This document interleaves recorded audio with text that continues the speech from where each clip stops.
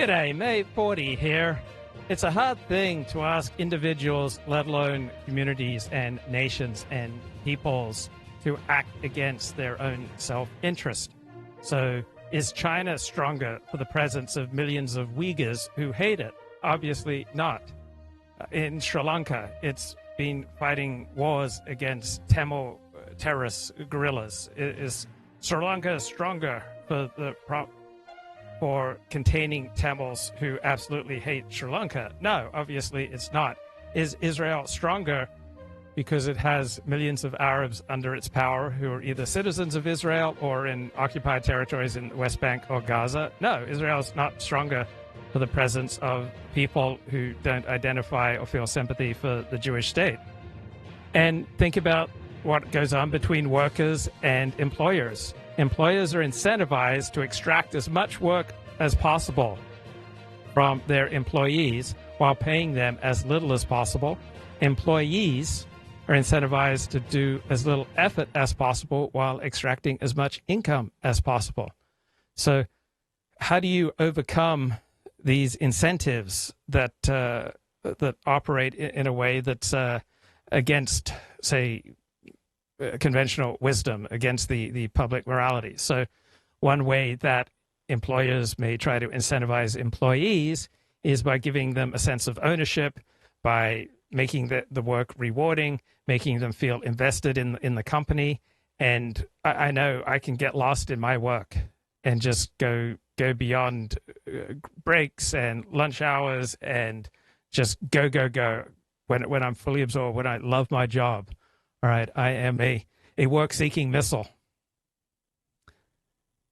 And Israel, the establishment of the Jewish state, the establishers of the Jewish state in 1947-48, they tried to drive the Arabs out of Israel. They're only prevented from completely doing so by international attention, particularly around the area of Bethlehem and the origins of Christianity. So international attention and international pressure forced the founders of the state of Israel to not expel all of its Arabs.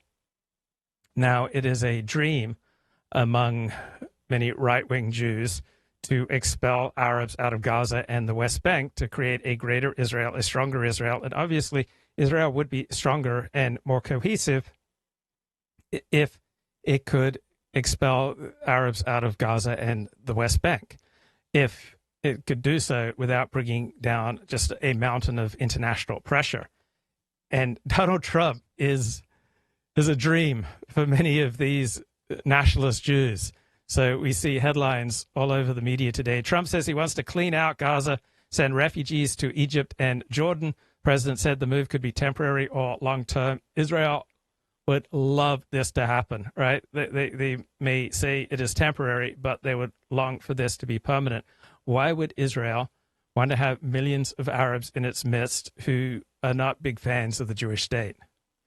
So this is the Wall Street Journal. President Trump says he wants to clean out the Gaza Strip. He urged Jordan and Egypt to take in refugees either temporarily or for the long term, a move that's been rejected by Arab countries since the war began. Why would Arab countries reject this? One, no country has been able to build a plausible case that it has benefited from an influx of Palestinian refugees. They've caused major dislocation wherever they've gone. They don't have a track record of building up societies and contributing. They have a track record of causing massive division. And Arab countries don't want to accede to the Jewish state. They don't want to reward the creation of a Jewish state in their midst. And they don't want to just give up on acceptance of the Jewish state. So President Trump told reporters on Air Force One Saturday, you're talking about 1.5 million people. We just clean out that whole thing. Over the centuries, it has had many, many conflicts. Something has to happen. And this is the Jewish dream, because there are so many Arab states, so many Muslim states surrounding Israel. Why not just incorporate the Palestinians into an existing Arab Muslim state where they will get to share the same religion, the same language, the same customs, the same ethnic, racial, biological heritage? All right. There are many reasons to believe that they could eventually contribute to Jordan or to Egypt, though Jordan and Egypt don't want that right now because the track record of Palestinians is so bad. Now, Jordan says absolutely no. Egypt says absolutely no. Egypt has its own problems with Muslim extremism. Jordan has had its own problems with Arab terrorism. And so they're not big fans of taking in Palestinians. Palestinians fear that if they leave Gaza, Israel will never allow them to return. That's a very accurate fear. There are millions of Palestinian refugees scattered mostly in Arab countries since Israel's founding in 1948. Their future has been at the heart of the conflict. And so the land that currently constitutes the Jewish state of Israel, right? Jews can make claims to that land that go back thousands of years, but Arabs can make claims to that land that go back hundreds of years. So 140 years ago, about 90% of the population of the current land that constitutes the Jewish state of Israel was occupied by Arabs. So Arabs have a great case to make that this is our land. They were the overwhelming majority in this area for centuries. So they don't want to give up the land. On the other hand, right, their presence in Gaza, their presence in the West Bank is a thorn in Israel's side. It's hard to imagine Israel acceding to a Palestinian state at this point. And so if Trump could provide enough incentives to make this happen, right, that would be a phenomenal accomplishment towards Middle East peace. Once again, Trump is saying the quiet part out loud. Let's get a news update here from Fox. Hundreds of suspected criminals and deploying troops to the border. Are officials down there finally feeling supported? We'll talk to one. And 4 more Israeli hostages reunited with their families this weekend as the ceasefire deal with Hamas seems to be holding just about. But is Israel's deal with Lebanon cracking? Israeli ambassador to the UN, Danny Danon, is here. Plus, more of Trump's cabinet picks facing Senate hearings this week, the fireworks that could be coming, and the warning North Korea is sending to the United States after its latest missile test. Good morning. As Howie Kurtz posted this morning, he's battling a case of pneumonia and hopes to be back soon. We hope so too. We love you, Howie. Welcome to Fox News Live. In the meantime, I'm Jonathan Hunt in Los Angeles. Hello, Alicia. Hi, Jonathan. Good to see you, and we do wish our best to Howie. I'm in Denver, and we do start with CB Cotton in New York with the latest on those ICE arrests we're seeing all across the nation. CB. Hi, Alicia. Yeah, the new administration continues to carry out its promise of mass deportations. And a senior Trump administration official has just told our colleague Bill Malugin about more results from this effort, telling him that 2 men with ties to the violent Venezuelan gang Tren de Aragua were taken into custody in Nashville, Tennessee, and another in San Antonio, Texas. The senior official says all 3 men were previously caught and then released at the border during. So I think it was the summer of 1982 or 1983 when I first encountered on TV news pronunciations of foreign capitals not in the English language. So you would hear someone speaking with a normal American accent, but then they say Nicaragua. It was stunning. It was off-putting. It was jarring, right? If you're going to be speaking to an English language audience, why would you not want to use English language pronunciation? But it was a way of, I guess, distinguishing yourself from the hoi polloi, showing that you are smarter, wiser, you're better than everyone else. So you'll go along using standard English language American pronunciation for an American TV news report. But then when it comes to foreign capitals, you suddenly use a different language pronunciation. It's so bizarre to an American ear.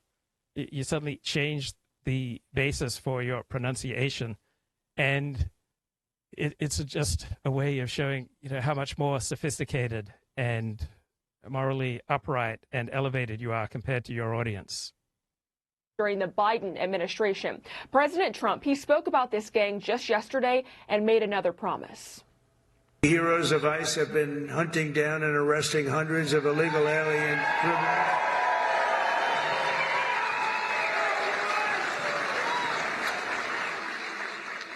And its immediate expulsion, including those with charges of convictions for rape, child sexual assault, terrorism, and even murder, members of the savage Venezuelan prison gang known as Tren de Aragua, that all over the place. We'll get them out. We'll get them out. And speaking of getting them out, this week our Bill Melugin was there as ICE agents in Boston arrested 8 people, all in the country illegally and wanted for a wide range of crimes. Also this week, our Alexis McAdams learned from a senior Trump administration official that in New York, ICE arrested a man who they say is a known or suspected terrorist. Officials say he is from Turkey and entered the country illegally. This week, White House Press Secretary Caroline Leavitt shared these photos on X of a plane taking 80 Guatemalan nationals back to their home countries after officials say they crossed into the U.S. illegally. So get this, in a single day this week, ICE reported making more than 500 arrests. Alicia. Wow, things are really moving. CB Cotton live in New York. Good to see you. Thank you. Jonathan.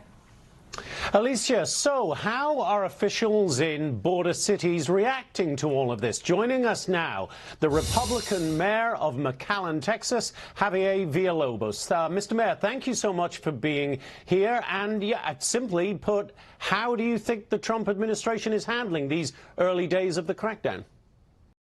So you may have heard about AI, and you may have heard about facial recognition.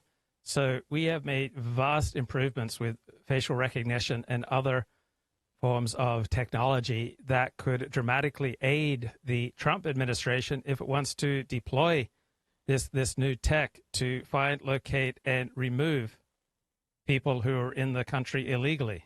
Right? New York Times article, the tech arsenal that could power Trump's immigration crackdown. We have an arsenal at our disposal if we want to use it. Right? We can use AI. We can use facial recognition. We can use all sorts of people tracking software to locate people in the country illegally, particularly those who've committed other crimes aside from being in the country illegally. But we can find them and deport them. So we have already spent billions of dollars assembling surveillance tools to track and to find people, right? And we can use them, right? We've got apps. We've got ankle monitors that track asylum seekers in real time. We've got databases packed with personal information, such as fingerprints and faces. We've got all sorts of investigative tools that can break into locked phones. We can search through gigabytes of emails, text messages, and other files. So AI search of data is increasingly huge, right? It's far more efficient way of finding things through vast amounts of data than just assigning individuals to look through the data. Right. So Donald Trump has a technological arsenal available to him. And if he wants to crack down on illegal immigration, if he wants to carry out the largest deportation in American history, he can do it. He can build on this stockpile of tools built up by Democrats and Republicans that is unmatched in the Western world. Right. There are 2 agencies, Immigration and Customs Enforcement, ICE, and Citizen and Immigration Services, that have spent $8 billion on immigration technology since 2020. Right, most of these contracts were initiated under the Biden administration. So we have tools to rapidly prove family relationships with a DNA test. So you can check whether an adult migrant crossing the border with a minor, if they're indeed related. We can compare biometrics against criminal records. We can alert agents to changes in address. We can follow cars with license plate readers. And we can rip and analyze data from phones, hard drives, cars, and from facial recognition. We've got companies such as Palantir, that was founded by Peter Thiel. It's received more than $1 billion over the past 4 years. We've got Verntel, provider of location data. It has had 7 contracts with ICE in the last few years. So we can find, locate, and deport illegals if we have the will. So how will the Trump administration use these tools?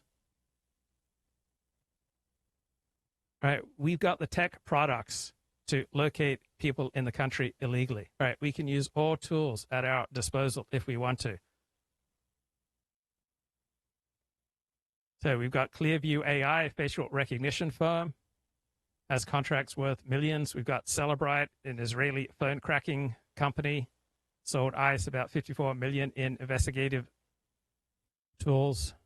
Right, the FBI used Celebrite in 2016 to unlock the iPhone of the mass shooter in San Bernardino, California. and investors have taken note. So you've got the stock price at Geo Group, a private prison operator that sells monitoring technology to ICE. Its shares have more than doubled since Donald Trump won November's election. Celebrite shares have doubled in the past 6 months. Palantir's shares have risen about 80%. All right, we've got 180,000 undocumented immigrants, illegal aliens who wear an ankle bracelet with a GPS tracking device, or they use an app called SmartLink that requires them to log their whereabouts at least once a day. So we know where they are. And so it should be pretty easy to locate people, right? If we want to scale up detention and deporting, we've got the tools to do it. We also have access to private databases with biometrics, addresses, and criminal records. ICE agents can find the utility bills for 3/4 of Americans. They have access to driver's licenses for about 1/3 of Americans. So we can track people high on ICE's priority list, such as those with a criminal history or people who do not show up for immigration court hearings. We can use these databases to find someone's automobile information, use license plate readers to pinpoint their location. So we've got the tools to crack down on these illegal immigrants. Would require an actual constitutional amendment.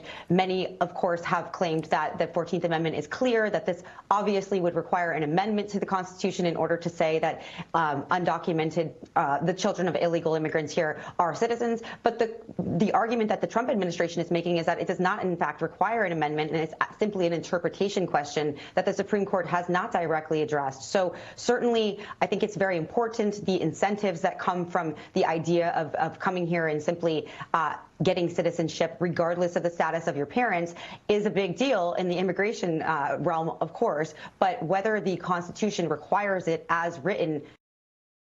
Constitution, it's a great document. We should respect the Constitution, but there's something even more important than the Constitution. That is the safety and the prosperity and the cohesion and the levels of social trust of the American people. The Constitution should not be a death warrant. We should not allow people to be in the country illegally and then grant their children automatic citizenship just because they were born in America. We should not allow people coming here on a visa and then having children in America and then automatically granting those children citizenship. Birthright citizenship is terrible for the United States of America. We got to find a way to nullify it. Is not determined as of yet. And this would impact, estimates are around 150,000 children every year are born to women who are not U.S. citizens. But what's interesting, regardless of where this goes with this particular fight, this does open up the conversation in a lot of corners in the United States where people hadn't really been talking about this that much other than the campaign trail. Starting conversations, opening up conversations. I just want to have a dialogue. That used to really rub me the wrong way when people on the left would do it. I'm blanking now on the cliche ways, but we should have a conversation about that. You often hear that from bosses, employers, people in charge, and it just didn't ring true. But even if Donald Trump doesn't overturn birthright citizenship, it feels good to me that we're at least we're having a conversation about it. And it feels good to me that at least we're having a conversation about expelling the Arabs out of Gaza. So I used to just mock all this left-wing veneration of we should have a dialogue, we should have a conversation about this or that. But now I suddenly find that I love the idea. Well, that's exactly right. And I think that we have to look at the big picture of why people obviously want to come here. The benefits of being an American citizen are enormous, and the money and cost that goes into that for American taxpayers is also enormous. So certainly it's understandable why people would want to pursue fighting for this and retaining those benefits. But the question of whether we actually recognize that as part of a constitutional guarantee is a whole other conversation. Big picture, though. So in case you're wondering, I strongly support deporting everybody in this country illegally, including all DACA recipients, right? I want everyone deported, and you'd only have to deport 5% of them, and the other 95% will voluntarily self-deport. So for every one person you physically deport, right, another 20 approximately will self-deport. So we need to create strong incentives for people to leave this country, to self-deport if they are here illegally. I think it just highlights how important it is to cut off at the pass here any people coming in here for birth tourism purposes and to take advantage of this so-called birthright citizenship realm. But I mean, if we have to take in people endlessly and supply benefits, that's going to be something that's not sustainable in the long run. And I think that's the point that the Trump administration is making here. And you heard the president there talking about the judge in this. And, you know, he always has that kind of rhetoric when he's in any kind of battle. Do you think that helps, hurts? Does it even matter? Well, I think that he knows that this case was going to hopefully go up to the Supreme Court ultimately, and that there was no chance at the lower levels that the executive order would be upheld. And of course, the injunctions issued are important because there is going to be irreparable harm to people that don't get recognized as citizens if this is upheld before the case is fully adjudicated. So certainly, I don't think it was a surprise that the courts at these lower levels in the states that these lawsuits were filed are going to put a stop to this. So I favor the exact same type of immigration policy for the United States as for Israel, as for France, as for Germany, as for England. I would want Germany, France, England, Holland, Spain, Italy, Israel, right? I want them all to have the ability to deport the illegal aliens, the invaders in their midst. Let's do it. All right, looking at the chat. As long as there is Zionism in Israel, there will never be peace, ever. Well, I agree. As long as there are people with different gifts and different loyalties and different interests, there will never be peace. There will never be peace as long as there's Israel. There will never be peace as long as there is not Israel. There will never be peace on earth because human desires are infinite, natural resources are limited, and different groups have different interests. So, yes, I agree. There will always be profound conflicts of interest, just as if you have friends, do you have friends, right? There will never be a time when you and your friend have zero conflicts of interest. There will never be a time when you and your spouse have zero conflicts of interest. There will never be a time when you and your child have zero conflicts of interest. Right? To live with other people is to be constantly negotiating, right, our own priorities and how they mesh with the priorities of people who are most important to us. And when are we willing to give up on what's particularly important to us? Because, for example, our relationship with someone else might be more important. If we give too much of what we prioritize, right, other people will lose respect for us. If we are completely inflexible, we will be unable to develop relationships. And yet, other people are our greatest source of energy. Yesterday, a beautiful young woman told me, "You're looking sharp." And I'm still riding high. Okay, I'm going to do hours of live streaming on the energy, the strength, the enthusiasm, the power that I receive from that simple compliment. The beautiful compliments that people have given me over the years, they still sometimes ring in my ears. They're a never-ending source of optimism. And without optimism, it's really hard to have energy and strength and determination and enthusiasm to get anything done. You can have such a profound effect on somebody's life with a sincere compliment. I remember the first weekend that I met Dennis Prager, I believe it was the end of January 1994. And at the end of our conversation, Dennis Prager was driving away when he motioned me over, and he said, if you come to Los Angeles, I might have work for you. And he also said, it gives me inner peace knowing that if something were to happen to me, that there would be people like you who will carry on the fight for good values. I've never forgotten that. In the short term, but long term, this is something on the constitutional side of things that has really never been thoroughly analyzed to this extent. So I think the court will weigh in. It's going to be an uphill battle to, I think, convince the court that the 14th Amendment does not require recognition of birthright citizenship for children of illegal immigrants, but it's not an impossible task. Interesting. Okay, Katie Cherkasky, so good to talk to you. Thank you very much. Thank you. Okay, let's get back to the stimulating chat. Supreme Court's going to rule on birthright citizenship. Buckle up. Blaming certain ethnicity and immigrants rounding people up for deportation. Sounds more like Nazi Germany, not any sort of free democracy nonsense. So, Brett Boyle, do you loathe the United States of America? You had the creation of the United States of America in large part by the deporting of Tories, right? Those who supported England were pushed out of the United States. They went to Canada or they went back to England. In fact, there are very few nation states that have been created without expelling some people. You have the origins of Pakistan came out of a massive civil war between India and Pakistan, where close to 1 million people died and about 10 million people were deported or moved from one country to another.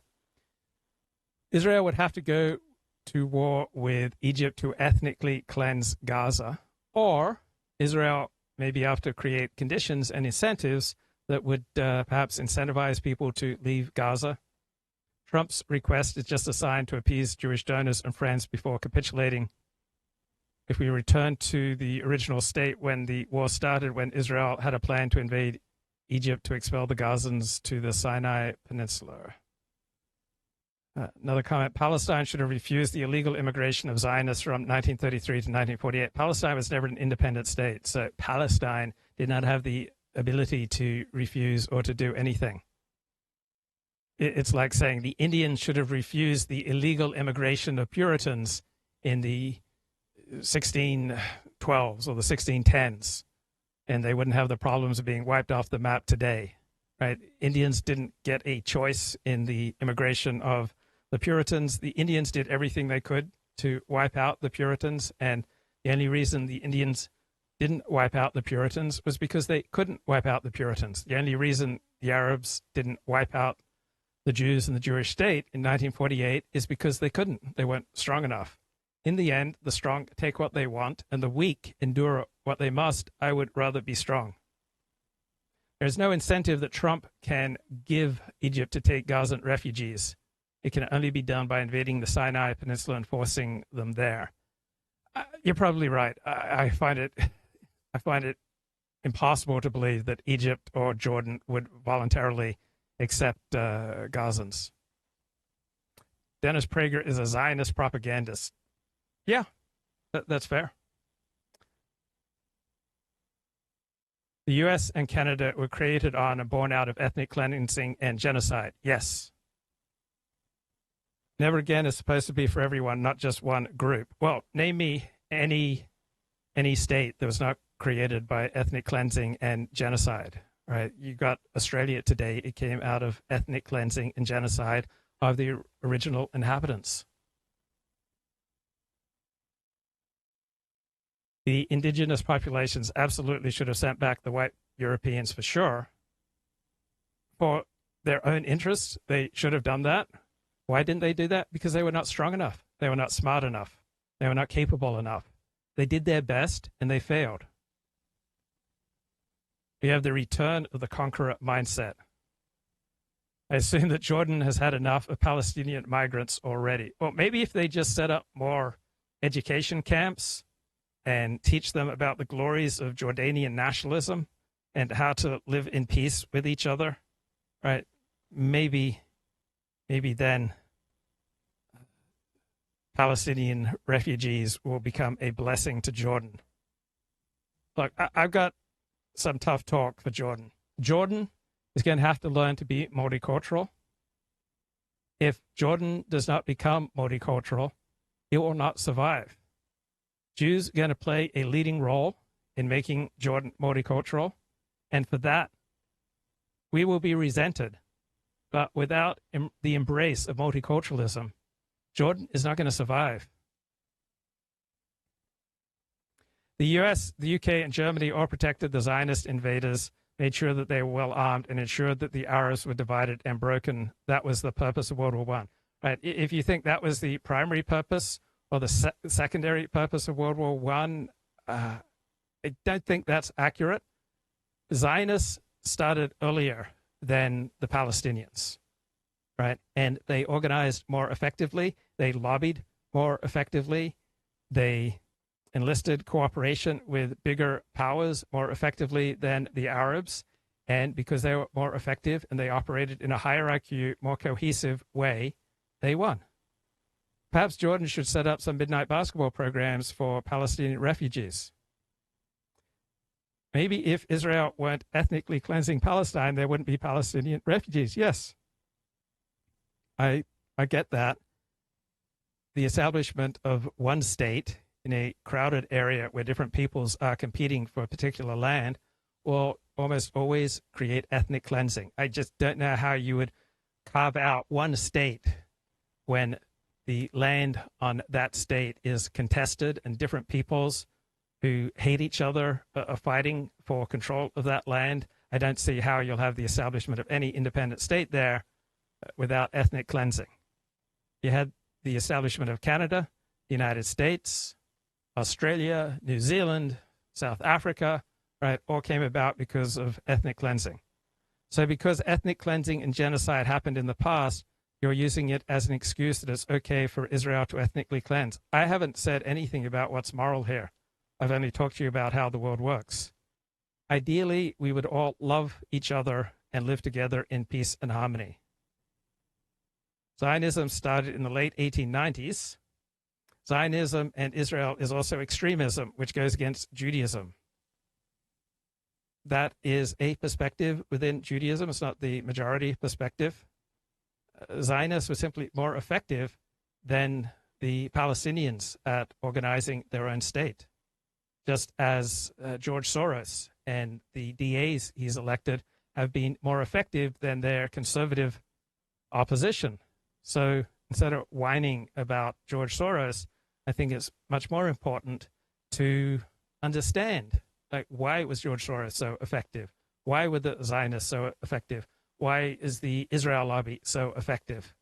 But what I'm sharing is the mindset of a winner, right? You may prefer to be the righteous loser, right? You're not primarily about winning. You're primarily about feeling righteous. There is a biochemical rush that comes from feeling victimized. And I got addicted to that rush in my childhood. I remember when we returned to Avondale College, which is in New South Wales, in something like December of 1972. So I believe we were in Munich pretty much around the time of the 1972 Munich Olympics. So late August, early September. We were certainly in Europe at that time. And then we returned to Avondale College, which is a Seventh-day Adventist college outside of Sydney. And I was an unhappy kid. And when people would look at me, they thought I looked like a Holocaust survivor. My father had remarried about 18 months previous, and it was not going well. And I was just miserable. And I got addicted to the power of making other people miserable. And so there were two times when I even tried to set fires in the bush outside my home because I wanted the rest of the community to feel as miserable as I felt on the inside. And I learned how much misery I could inflict on other people by being miserable and choosing to stay miserable. And I remember developing an addiction to that biochemical rush of feeling miserable and seeing how much that hurt my parents. And there's something called normal marital sadism, but it would also apply to our friendships. We often will get a biochemical rush from making the people we love the most hurt.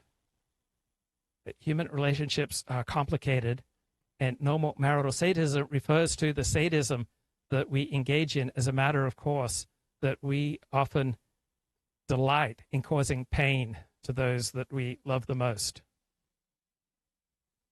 because there's a biological, biochemical rush that comes with causing this pain. I don't need you to explain anything to me. The JDL called me the teacher for reasons. I didn't know the JDL called you Jewish Defense League, called you the teacher. The Palestinians aren't going anywhere. Israel causing mass waves of migration is a myth. Syrians are going home just like the Iraqis did after Saddam.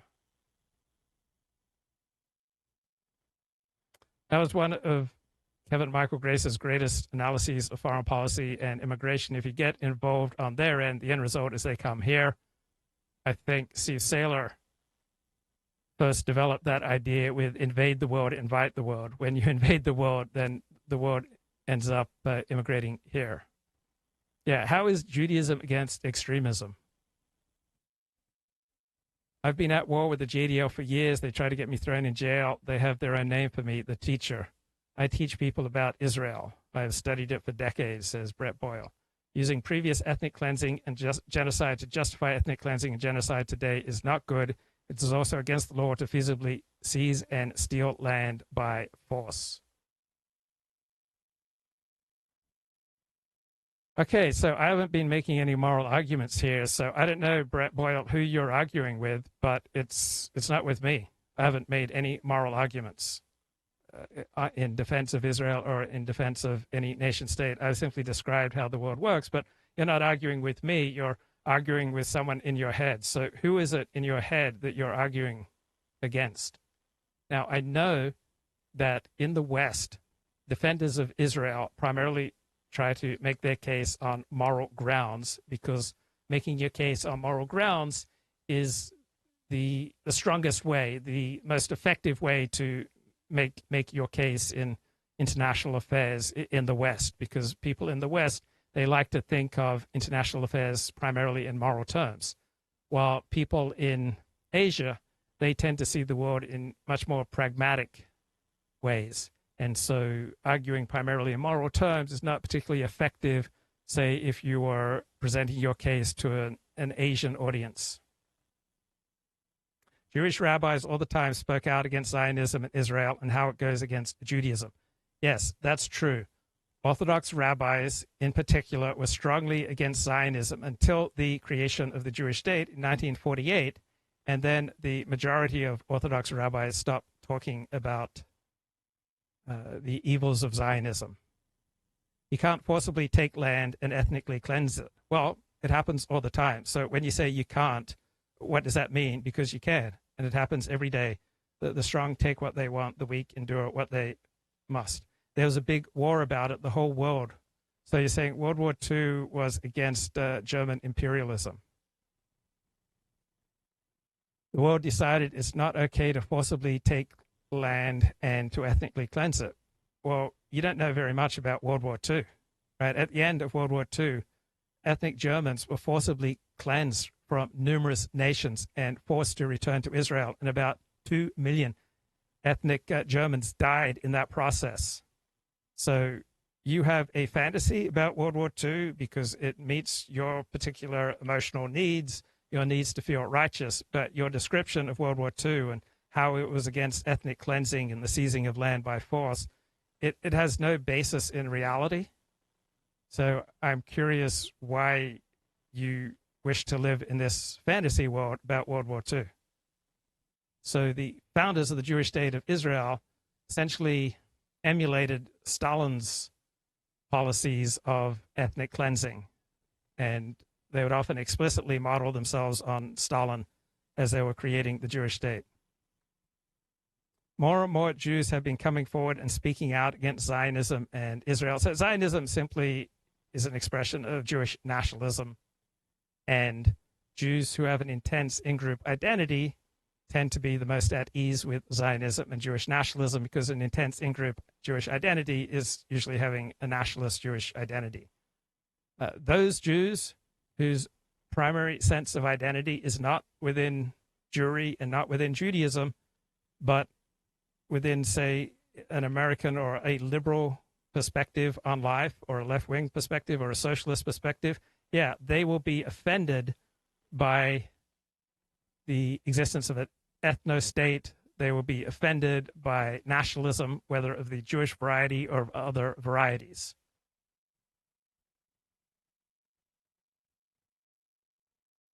But let me catch my breath here.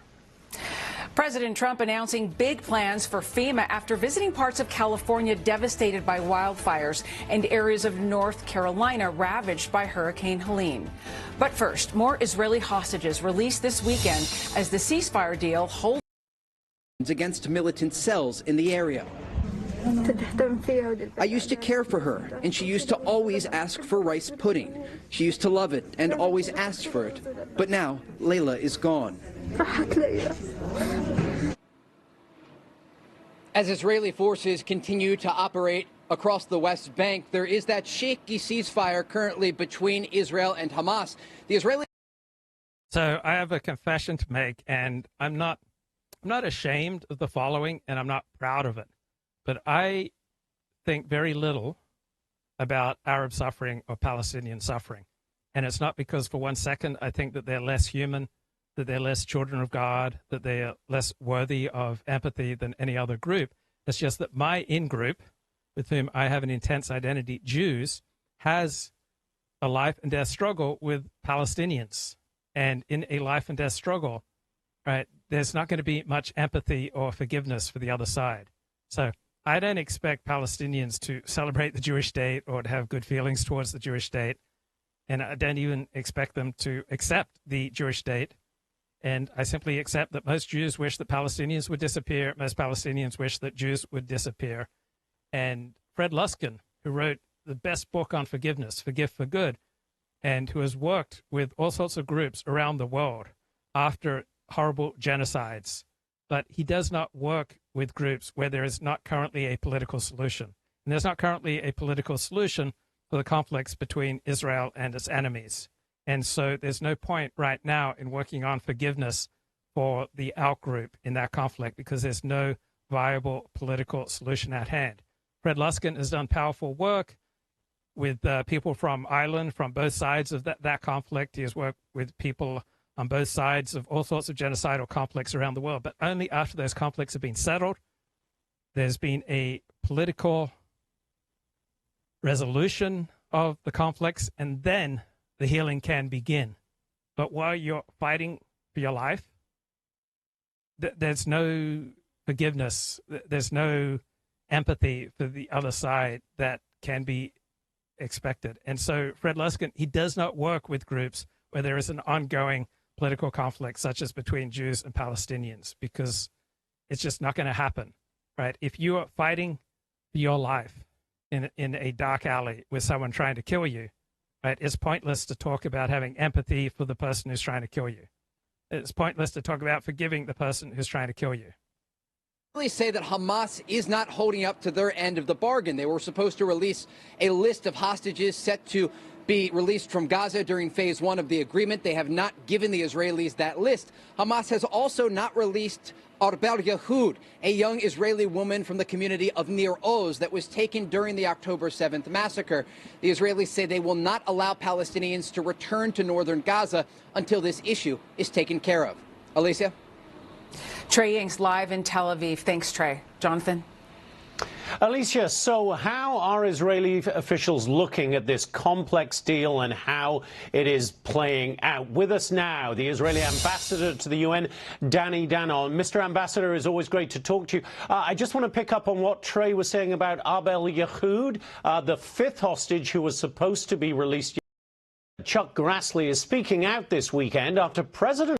So it's very rare that I want to hear from ambassadors or from political appointees. They're just boring. Trump fired 17 inspectors general at various federal agencies late Friday. The Iowa senator points out Congress was left in the dark, and he says Congress is supposed to get a 30-day notice before any IG is dismissed.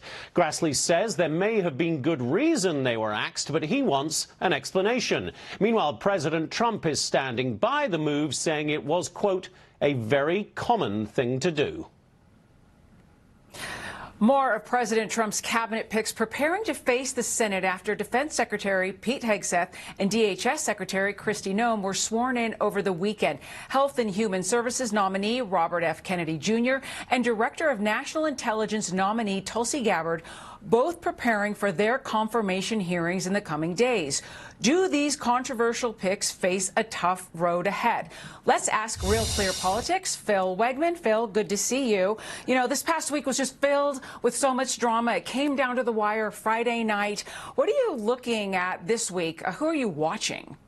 Well, the takeaway from what we saw this last week is that the Republican dam in the Senate.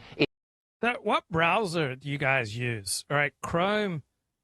It seems to have dramatically become much bumpier and freezes up on me a lot more over the past few weeks.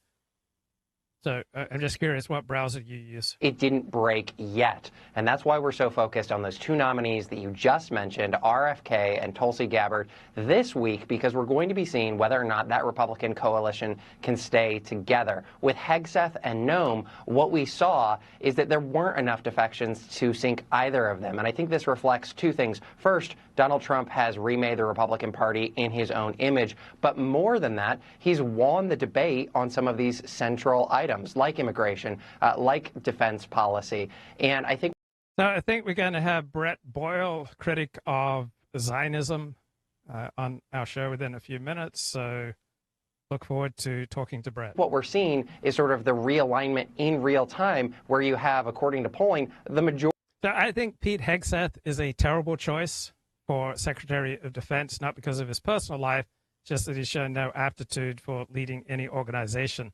I think Bobby Kennedy is a terrible choice at Department of Health and Human Services. I think all of Trump's health appointees are terrible, terrible choices. Majority of the public supporting his vision for these things. We'll have to see, though, just how durable that realignment. However, if I were a U.S. Senator, I may well have voted to confirm Pete Hegseth because there is strength in cohesion. So even though I think Hegseth would be a terrible choice, I would want to be a good team member. It would diminish Donald Trump's aura of power if his nominees are voted down. And so even though I would think that Hegseth was a terrible choice, I wouldn't want to diminish Donald Trump at this time. So thinking I probably would have even voted to approve the nomination of Pete Hegseth and Bobby Kennedy and all of Trump's nominees, even though I think several of them are just terrible choices. I probably would have voted to approve them. I may have worked quietly behind the scenes to see if we could dissuade some of them to drop out. But if that didn't work, I would not want to diminish Donald Trump's aura, Donald Trump's power, Donald Trump's standing, the Republican Party's cohesion. So I would go against my own desires, my own wishes, my own conscience, I think, in the name of group cohesion. So part of having an intense in-group identity is that you lose a tremendous amount of personal freedom. And sometimes it's worth it to lose personal freedom for the sake of group cohesion. I was just reading a Steve Saylor blog post and realizing I don't know very much. And this is Steve Saylor on China. Forget it, Jake. China is Chinatown. Is China a vast psyop ruled from Beijing, or is it more run by grasping local officials? He used to try to keep up with the news out of China. But when the Great Awakening broke out in 2013, life here in America became too full of interest to stay abreast of China. Now that the Great Awakening seems to be winding down, perhaps I'll try to catch up. My impression was that Americans these days tend to greatly overestimate how centralized and unified is government power in China. And I asked on Twitter about the hilarious 21st century Chinese phenomenon of nail houses, right? Homeowners who refuse government buyouts and force the government to build highways around them, something you seldom see in America due to the perceived legitimacy of government power. And these photos are hilarious. I had no idea. I had no idea about this. Numerous people respond, this is just a psyop to persuade gullible non-Chinese that Beijing wasn't calling every single shot in China in a deviously complex but no doubt brilliant scheme. In response, I suggested that local and central officials weren't necessarily on the same page. Governance structure of China has always been decentralized because of inherent issues, language differences, mountainous terrain.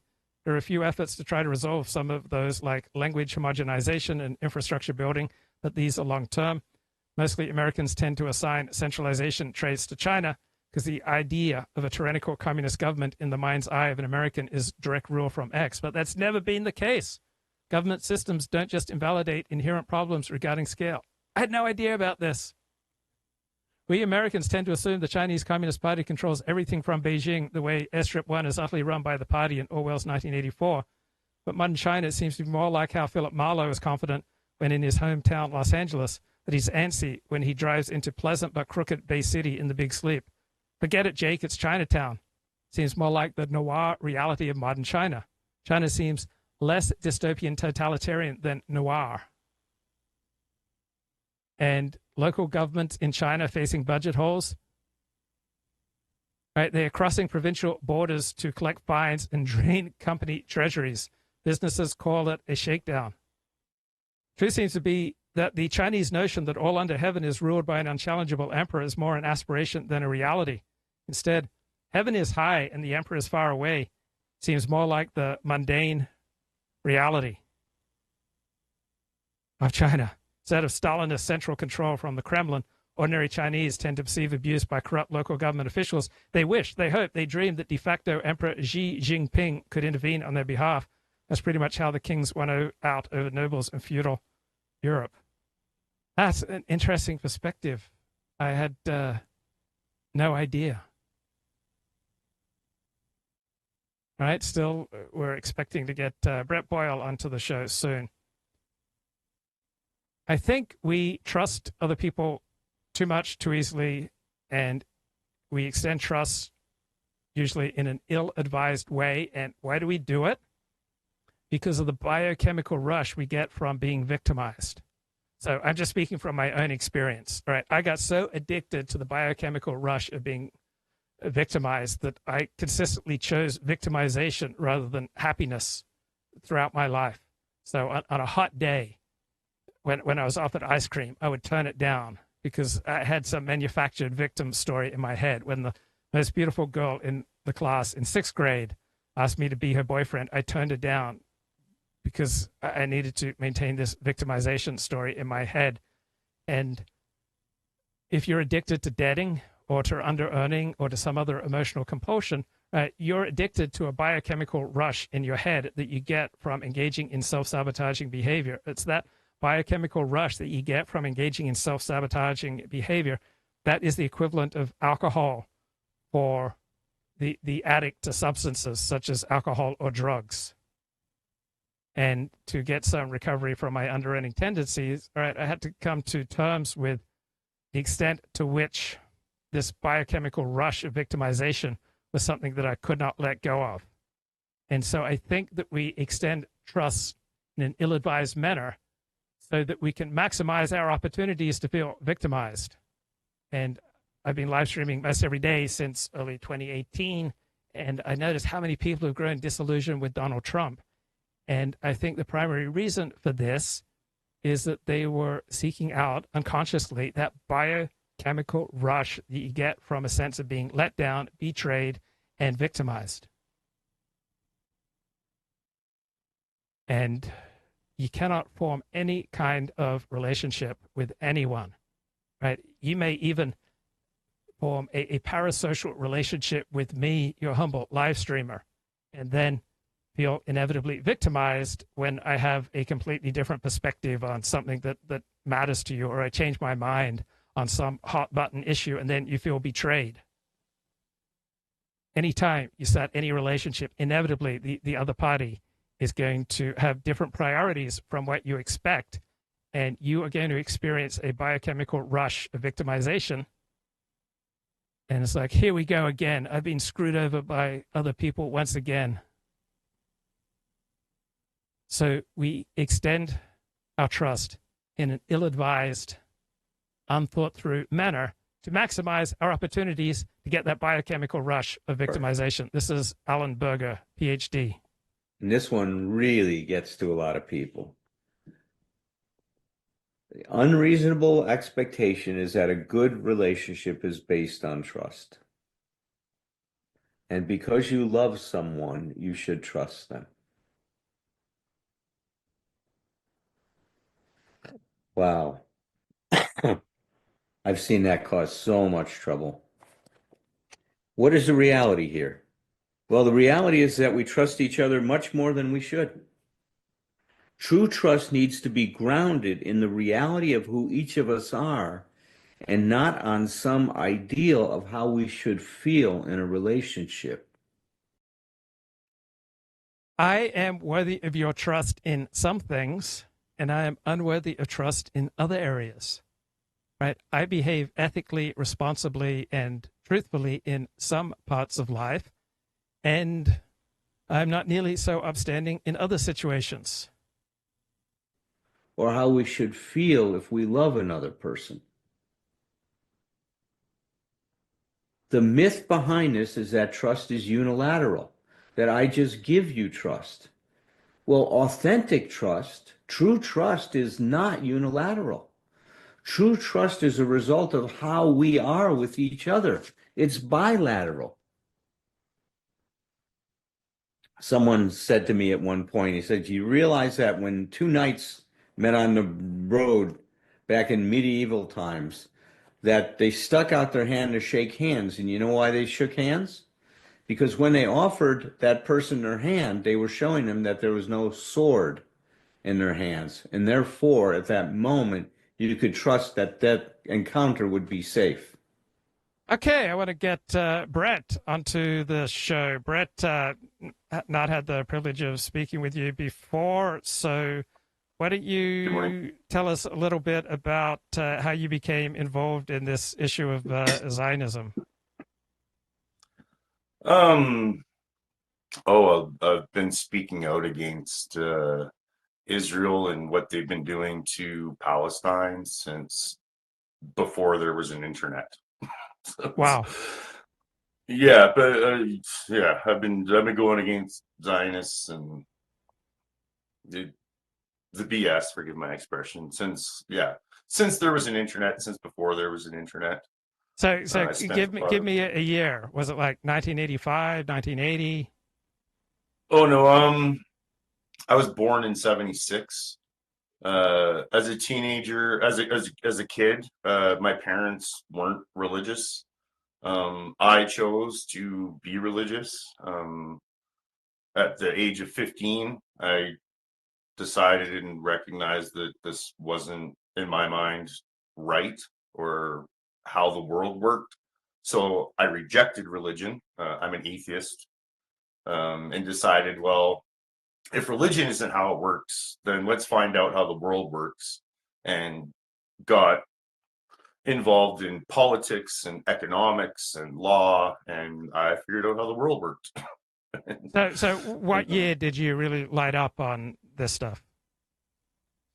Probably around the age of 16 or something like that. So probably around 90-ish. 93. So that's right after like the Oslo Accords, right? Those somewhere back around there, yeah. And I remember. Go ahead. I remember watching on TV when the Israelis stormed Arafat's compound and killed Arafat, and so I remember that. So it's been a while. I've been at this a while. I'm not new. I'm not new at all. There's some of my fellow Canadians. I was involved in the Freedom Convoy protest here in 2022. I'm not sure if you know about that. Yes, I know a little bit. But why don't you tell people who don't know about that? I was at the border blockade. I was at the border blockade here in Alberta, helping my fellow citizens shut down the border to the U.S. So I was part of that. Since October 7th happened, which you got to be careful about talking about. I've been, obviously my Palestine stance has come to the forefront again, and so I've had some of my fellow Canadian citizens giving me a hard time and being like, "Oh, you're going along with the current thing," and it's like, actually, I've been pro-Palestine for well over 25 years. This isn't new. So when you were religious, what religion were you? Christian. Okay. Okay. And what's your ethnic heritage? You originally from Europe, your ancestors from Europe, England, France, what? My great grandparents came over to Canada as refugees in World War II. During World War II, they fled the from Romania. They fled Nazi Germany, World War II. Farmers. So I have quite an issue with people that Canada and the U.S. is a nation full of immigrants and refugees. Like I would try and remind people of that everybody that's white here is a descendant, is either a refugee or immigrant or a descendant thereof. Every single white person in North America, because it seems like we've really forgotten that in today's society. And I swear my great grandparents would roll over in their graves with how poorly the immigrants are being treated. And I guess if you're white and Christian, you don't count as a refugee or something, but they were refugees. Just because they were white and Christian, it doesn't mean that they weren't refugees, right? So. And were there any individuals who were particularly influential on you around the age of 16, 17, 18 with regard to these issues? Nope. The only thing that was ever, I actually used to be pro-Israel way back then. So tell me more about that. Tell me about how you came to be pro-Israel, and then tell me how you became concerned about Israel. Well, I think a lot of the pro-Israel stance that I had was actually based on a lot of like propaganda and stuff like that. It used to be, I think it still might be, but it used to be, it was stated that the Israelis had like some of the best pilots in the world as far as fighter aircraft and stuff. And I was always big on the planes, on the jets. I had a fascination with aircraft. My grandfather was a pilot. So it was something that's normal as far as the family goes with aviation.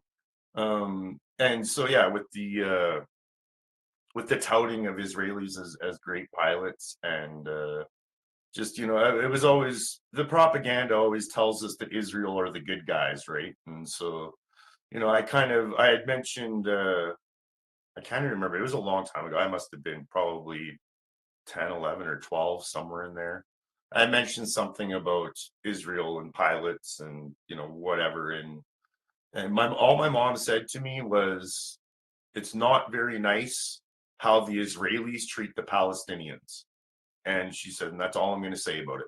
You decide for yourself when you grow up how and what you want to think, but I don't think it's very nice how the Israelis treat the Palestinians. And truthfully, and not another word was ever said. And it kind of, by the time I was a few years later a teenager and looked in and found out, some things about international law and just, etc. And I remember when the internet first came out, it was the Windows 95 and Windows 98 were all brand new. That was, I've been on the internet since there's been an internet, and playing in the gaming zone, the MSN gaming zone. You might remember that. I haven't gamed, but I do remember the internet. Yeah, I'm older than you. Yeah. I play a lot of backgammon and crib and stuff like that. So it was just go and hang out and play a game of backgammon type thing. But the conversation came up in topic one day in the general forum of discussion. And literally all I said was the same thing that my mother said to me that one day, where I don't think it's very nice how the Israelis treat the Palestinians. And wow, did I ever get attacked. I got called anti-Semitic and all these flipping things. And it was like, what are you even talking about? So that's when it really struck me, where it's like, I didn't even say anything bad. I didn't say anything wrong. All I said was, it's not nice how the Israelis treat the Palestinians. And I came under fire. There's people waged war on me. So it was like, I'm going to defend my position. Did you know Jews when you were a child? Were there Jews around? Not that Canada's very different than the US. religion doesn't play a huge role in our society, like at all. If anything, there's I'd say the vast majority of our society, we don't want to hear about religion. We're fine with it. You go be a Christian or a Muslim or whatever you want to be. None of us give a crap. Like, we don't care. As long as you're not pushing it down each other's throats, we don't give a shit. Right, but I just asked you a simple question. Did you know Jews growing up? No, neither did I. So I didn't know any till I was 22. I did, however, I used to be part of youth group at church, and I actually went to Bible camp. I was a counselor, everything. Like, I did all of that, right? A youth counselor. But I do remember we did go to church one day, and we had speakers. We had Christian speakers that were Semitic people from the Holy Land, and they were Palestinian. Like, what type of church? What denomination? Oh, that was a Baptist church. Okay, and what age did you become an atheist? That was a long time ago. What age did you become an atheist? 15.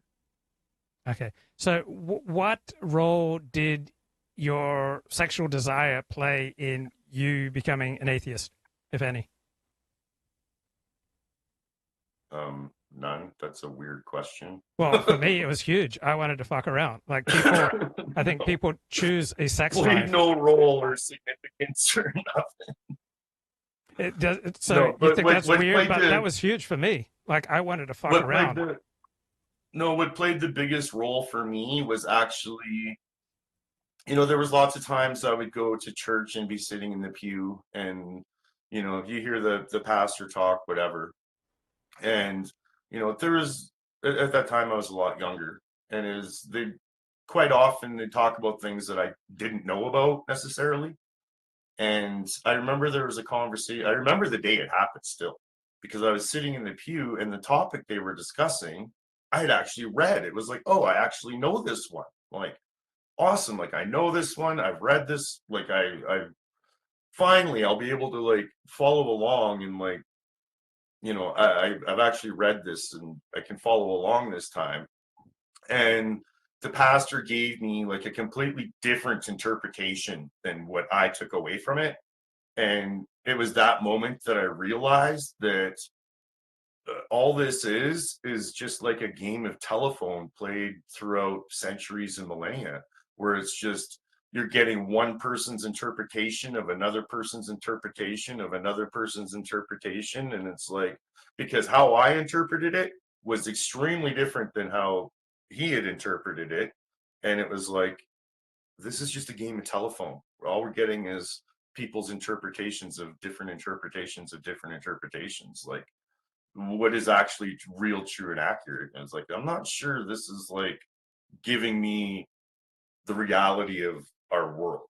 Like, and if it's not religion, we better figure it out.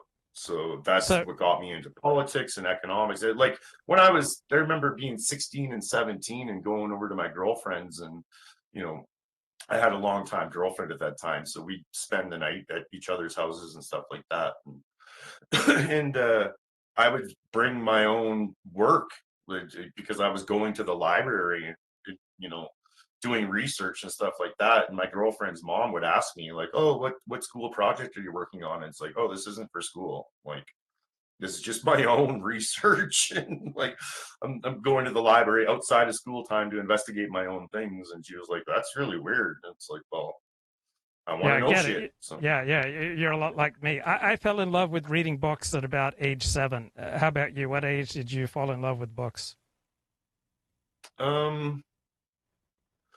I normally always read to kind of escape reality. I liked my Dragonlance books or whatever. It was always like, I'd go have a bath and read a book and kind of escape for an hour and read a Dragonlance book or whatever. So, but as a young age, like, my family was quite well read. My mom read a ton of books. She actually got my name from a book.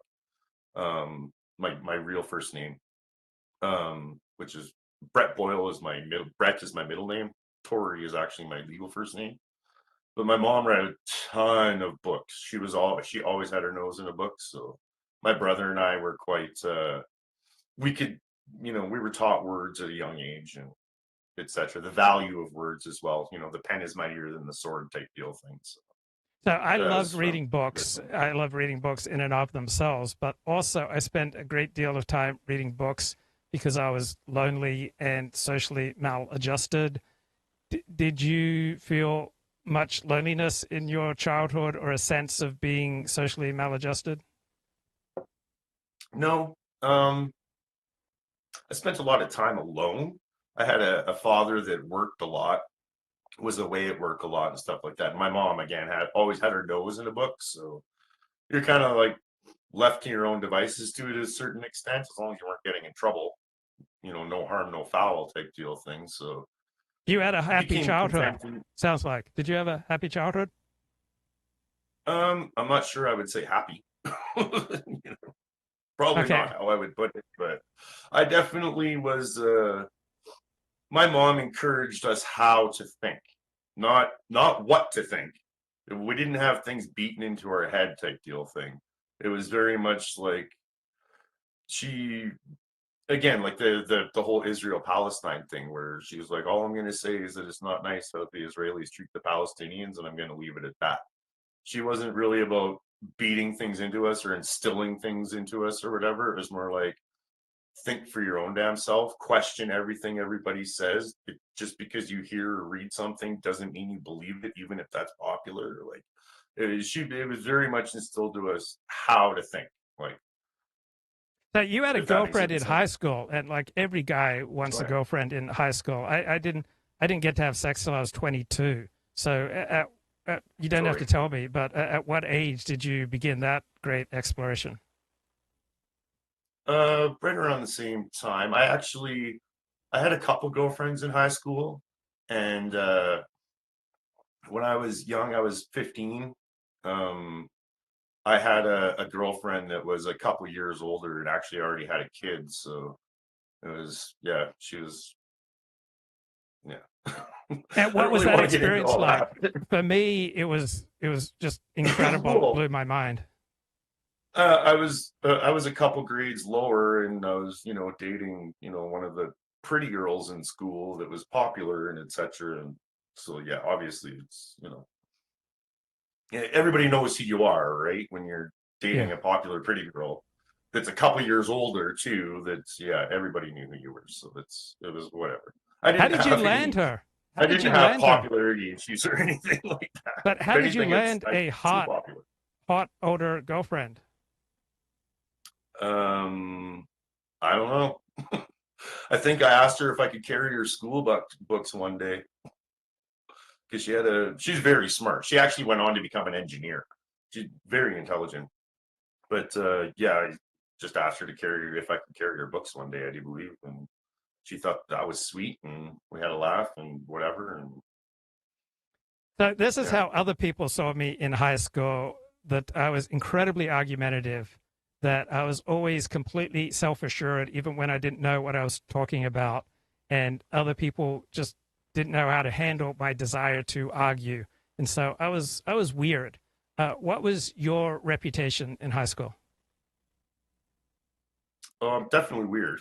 But honestly, I I could go into any clique. Like I played in school band, but yet I played in school sports, and yet I was like, you know, smoking and drinking in the skid pit type deal thing. Like I could go from group to group to group to group and just like communicate and like not have an issue type deal thing. So it At what was age did you get online? Was it 1993 when you were 16?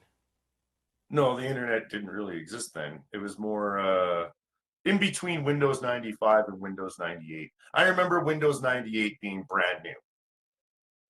Okay. So Did you go to right college? around, you know, 97 type deal thing. 96, 97, somewhere in there. Did you go to college? Basically, I've been on the internet since there's been an internet, more than less. Okay. Did you go to college? No, Okay. And have you lived in the same area pretty much your entire life, Alberta? no, So no, you've I moved was born around? and raised. I was born and raised in British Columbia, Canada, actually. So But how many different homes, how many different locations did you live in, say, in your first 18 years? Oh, I don't know. We moved a little bit, moved a few times, mostly in British Columbia, in Prince George, but I did spend some time in another city, Fort St. John. We briefly moved to Ontario for, about 8 months or something like that, and then came back. So maybe 6 times, I've 10 always, times, I've, 6 I've times? always had family in Alberta since my family came to Canada. So even though I was born and raised in BC, I've always had a kind of a home in Alberta as well. So basically, I say I'm from Western Canada. I've spent half my life in British Columbia, half my life in Alberta. So more or Right, less. but how And many yeah, different, probably about 6 times. 6 to 9 times in your first 18 years? Is that? Yeah, I mean, it depends on. I'm not talking about different towns No, necessarily. different. I'm talking about different towns because it is Yeah. a trauma to move when you're a kid. At least it I was for didn't have me. a problem with it. I'm not socially awkward or anything like that. So even when we moved across the country to Ontario and I started a new school, I had friends right away, and I never had any kind of, I don't have those kind of social issues generally. I was always Okay, but perfectly when I fine asked with you if your friends. childhood was happy, you said no. So what Well, if you no. feel comfortable saying, if you feel comfortable, I don't want to push you to say anything that's against your own interest, but to the extent Yeah, you feel not comfortable, I don't really want let me to, finish I my don't really question. want to talk Hang too on, much hang on. about Let me that. finish my question. So for me, constantly moving was an incredibly deep source of pain in my childhood. What were the deepest sources of pain for you in your childhood?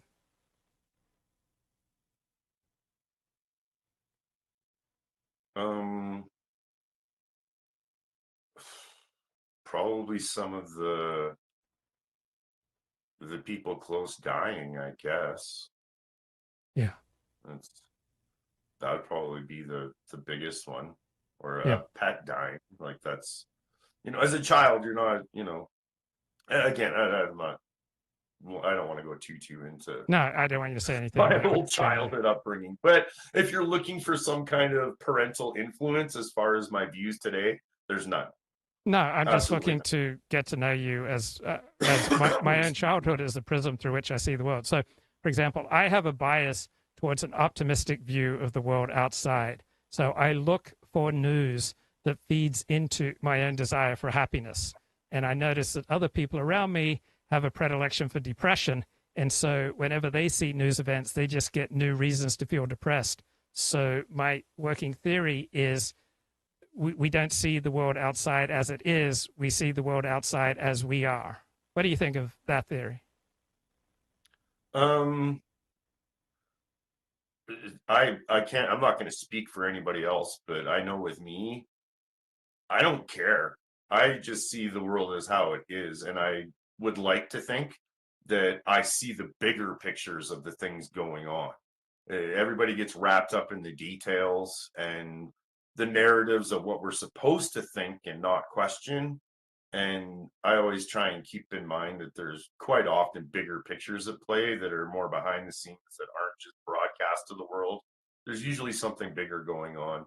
And it's, again, I don't care what it is. I'm more interested in just the truth, regardless of what that truth is. I don't give a shit one way or the other. For instance, I'm an atheist. I have no religious horse in any race. So, people, because of my Palestine stance, which by the way is the homeland and birthplace of Christianity. But people always like, oh, the Muslims are getting to you. The Muslims are getting to you. I'm like, I'm not a fucking Muslim. Sorry. It's like, I'm not a freaking Muslim. Like, I'm an atheist. I don't, it's not about Islam or Judaism or Christianity. It's not about any of that to me. I have no religious horse in the race. I have no favoritism to show. I don't care. It's about the truth, one way or the other, whatever that truth may be. And I think that there's, as you were saying, it's like a lot of confirmation bias with people, right? Where Yeah. they don't want to hear what goes against them. They just want to hear what, they seek their echo chambers and they want to hear the same like-minded people and views. And a way to put it is a lot of people, they want to hear you know, what they're thinking come out of other people's mouths. You know what I mean? With that kind of confirmation bias. So how And I'm not like that. yeah, how do you know that you see the world as it is rather than through the lens of your own confirmation biases? I think a very much unbiased approach and perspective with that, how I was saying, like, I don't care. I don't have a bias. I got that from my grandmother. My grandmother was very much like that with she didn't play favorites. If somebody deserved to get in trouble, then they got in trouble, and it didn't matter who it was. If it was her kid or a neighbor kid, or it didn't matter. There was no favoritisms. There was no bias. It was what was right, what was wrong, period. Like, you don't play favorites. You don't have biases. You don't play that way. Like, that's not a fair and equal way to be with people. So that's kind of the approach that I have. I'm not saying that I got it from her, but does seem to be a trait and characteristic that I have in my family. It's not the confirmation bias. We don't have those kind of tendencies to just hear what we want to hear or play favoritism. I don't play favorites. That's something I just do not do. So which books have most influenced you, not just on this issue, but on anything? I don't read a lot of books, to be honest. Again, when I read a book, it's usually to like escape. Like, I'll go read like a fantasy novel in the bathtub type deal thing where I'm actually escaping from the world. I actually read a lot more of like treaties and laws, and I read a lot of that kind of stuff. I read a lot of laws. I read a lot, but it's not necessarily books. I learned a long time ago to, like, okay, if I want to know a law or about a law, I don't go to a vlogger. I look up the actual law and read the actual law my own damn self. so to avoid those biases, right? I don't want to get another person's influence or how their interpretation. I don't want that influencing me in my interpretation. So instead of listening to, whoever's interpretation, or they figure they went and read the law, so they'll tell the other people, which I do all the time. I'm not going to lie, but I always say, don't believe me. Don't just listen to me. Here's where you can find the law. Go look it up for yourself and read it for yourself. That's very much how I operate. I don't want myself or other people to just blindly listen to and follow people. I guess I get that from a bit of my upbringing where, mom raised people like me and my brother. It's like how to think. Don't just mindlessly believe what other people tell you. That's, bad things happen when people do that. So what's that flag behind you? That's the Palestine flag. Come on now. Oh, okay. I'm sorry. Look how ignorant I am. So have you been to Israel or Palestine or the Middle East? I would absolutely never in a million years ever go to Israel, ever. Ever, ever, ever. I would never give them any recognition or support in any way, shape, or form. I have open invitation to go to Palestine anytime I want from a number of people. Like I said, I've been at this a lot of years. Literally all of my Palestinian friends tell me, don't come here. Absolutely do not come to Palestine. I can sit. Look, Israel and I both acknowledge that we're each other's. I'm an enemy of the state of Israel. They know it. I know it. My Palestinian friends have all said, like, don't come here because the Israelis they'll disappear you. Like the way I talk, the things I say, the messages that I put out, they're like, you can't come here. Like, especially I'm the type of person that takes action. So if I see injustice going on, I see a group of people beating on some old woman, I'm going to jump in the fight and go kick some ass. That's just my personality. I'm not one to stand and just, I'm going to go jump in the fight, not pull out my freaking phone camera. You know what I mean? So because of that, and because of the things I say, my Palestinian friends are like, you can't come here. Like, Israel will disappear you. So hopefully one day Palestine will be free, and I'll be able to go there without the threat of the Zionist Israelis disappearing me or hurting me or detaining me or any of that crap. So I've been to jail. It's not fun. Yeah. Not a fan. Why did you go to jail? What happened? I've been to jail a couple times. But the last time it was because basically a guy threatened me, was trying to intimidate me, again, threatened me. And I told him, it's like, if I get out of this truck, I'm going to put you in the hospital. And he didn't believe me. He was very much bigger than me. And he didn't believe me. He laughed and whatever. And he pushed me too far. And I got out of the truck and he woke up in the hospital.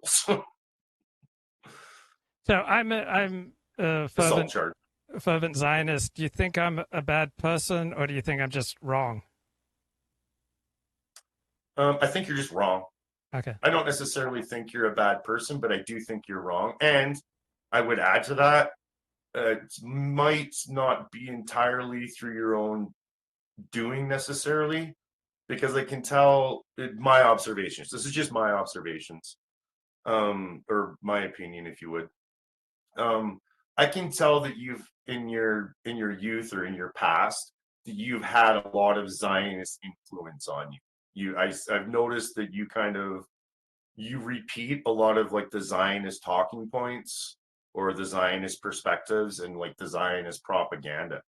Like, for example, earlier we were talking about the ethnic cleansing and genocide of, say, North America with the indigenous people. And that's one of the things that really bothers me is when people just like shrug it off, where it's like, oh, well, you know, ethnic cleansing and genocide, that's how North America came to be. And that's how Australia came to be. So it's no big deal if there's ethnic cleansing and genocide happening in Palestine. And to me, that's the wrong attitude and approach. We're supposed to learn from our past history and mistakes. So yeah, it's a big deal. Biggest genocide in history is of the North American First Nations people, which as part of the Freedom Convoy, I still have the flag in the back of my truck flying, and it's an Indigenous flag because it's recognition of the Indigenous people and the genocide and ethnic cleansing that occurred to them. And they deserve to be respected and honored and some homage paid to them, right? They need some homage paid to them. So it's, in my mind, the same thing with, the narratives of World War II. When rounding people up for deportation and ethnic cleansing and stuff is not a good thing, right? It's a bad thing. The world decided that wasn't okay. So it really bothers me. It irks me when I hear that, like, oh yeah, well, we've ethnically cleansed and genocided North America, so big deal if we do it to Palestine. Like, no, it is a big deal. Like, we're still clearly not learning as a society and species if we're using one ethnic cleansing and genocide to try and justify another one. That's a horrendous attitude in my mind. So let's step back a bit and go to first principles. So, for example, I get my first principles with regard to morality from Torah. I am a convert to Orthodox Judaism, and as with all converts, I probably come from a place of deep pain, deep dysfunction, that obviously there's something quite weird when someone not born Jewish with no Jewish genetics ups and converts to Orthodox Judaism as an adult. But that's where I get my moral first principles. So where do you get your first principles with regard to what is right and wrong? I'm not sure I'm following the question necessarily. Okay, so I don't need a religious textbook to tell me that ethnic cleansing and genocide is not okay and is wrong. I know, but what's the basis for morality? So I understand that people who are not religious also believe fervently in what is right and wrong, and you don't need to be religious. You don't need to believe in God to believe that certain things are right and certain things are wrong. So the basis for my moral vision for the world comes from Torah and the belief that God gave the Torah to the Jewish people. So I have a faith basis for my moral worldview. Where do you get your moral worldview? Where does it come from? Is it something you developed entirely on your own? Was it something you inherited? What? Tell me more.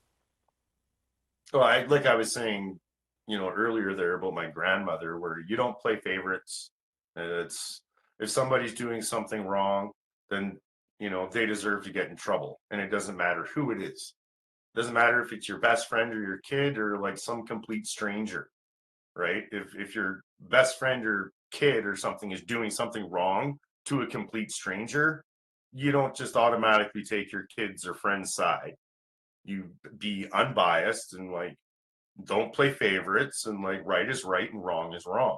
Like, But what's the so basis? Where does that come from that certain behavior is right and certain behavior is wrong? So for me, I would point to the Torah and developments on the Torah. But what's the basis of your thinking about certain things being right and wrong? maybe just societal standards. Like it's not right to go stab a lady on the bus stop and steal her purse.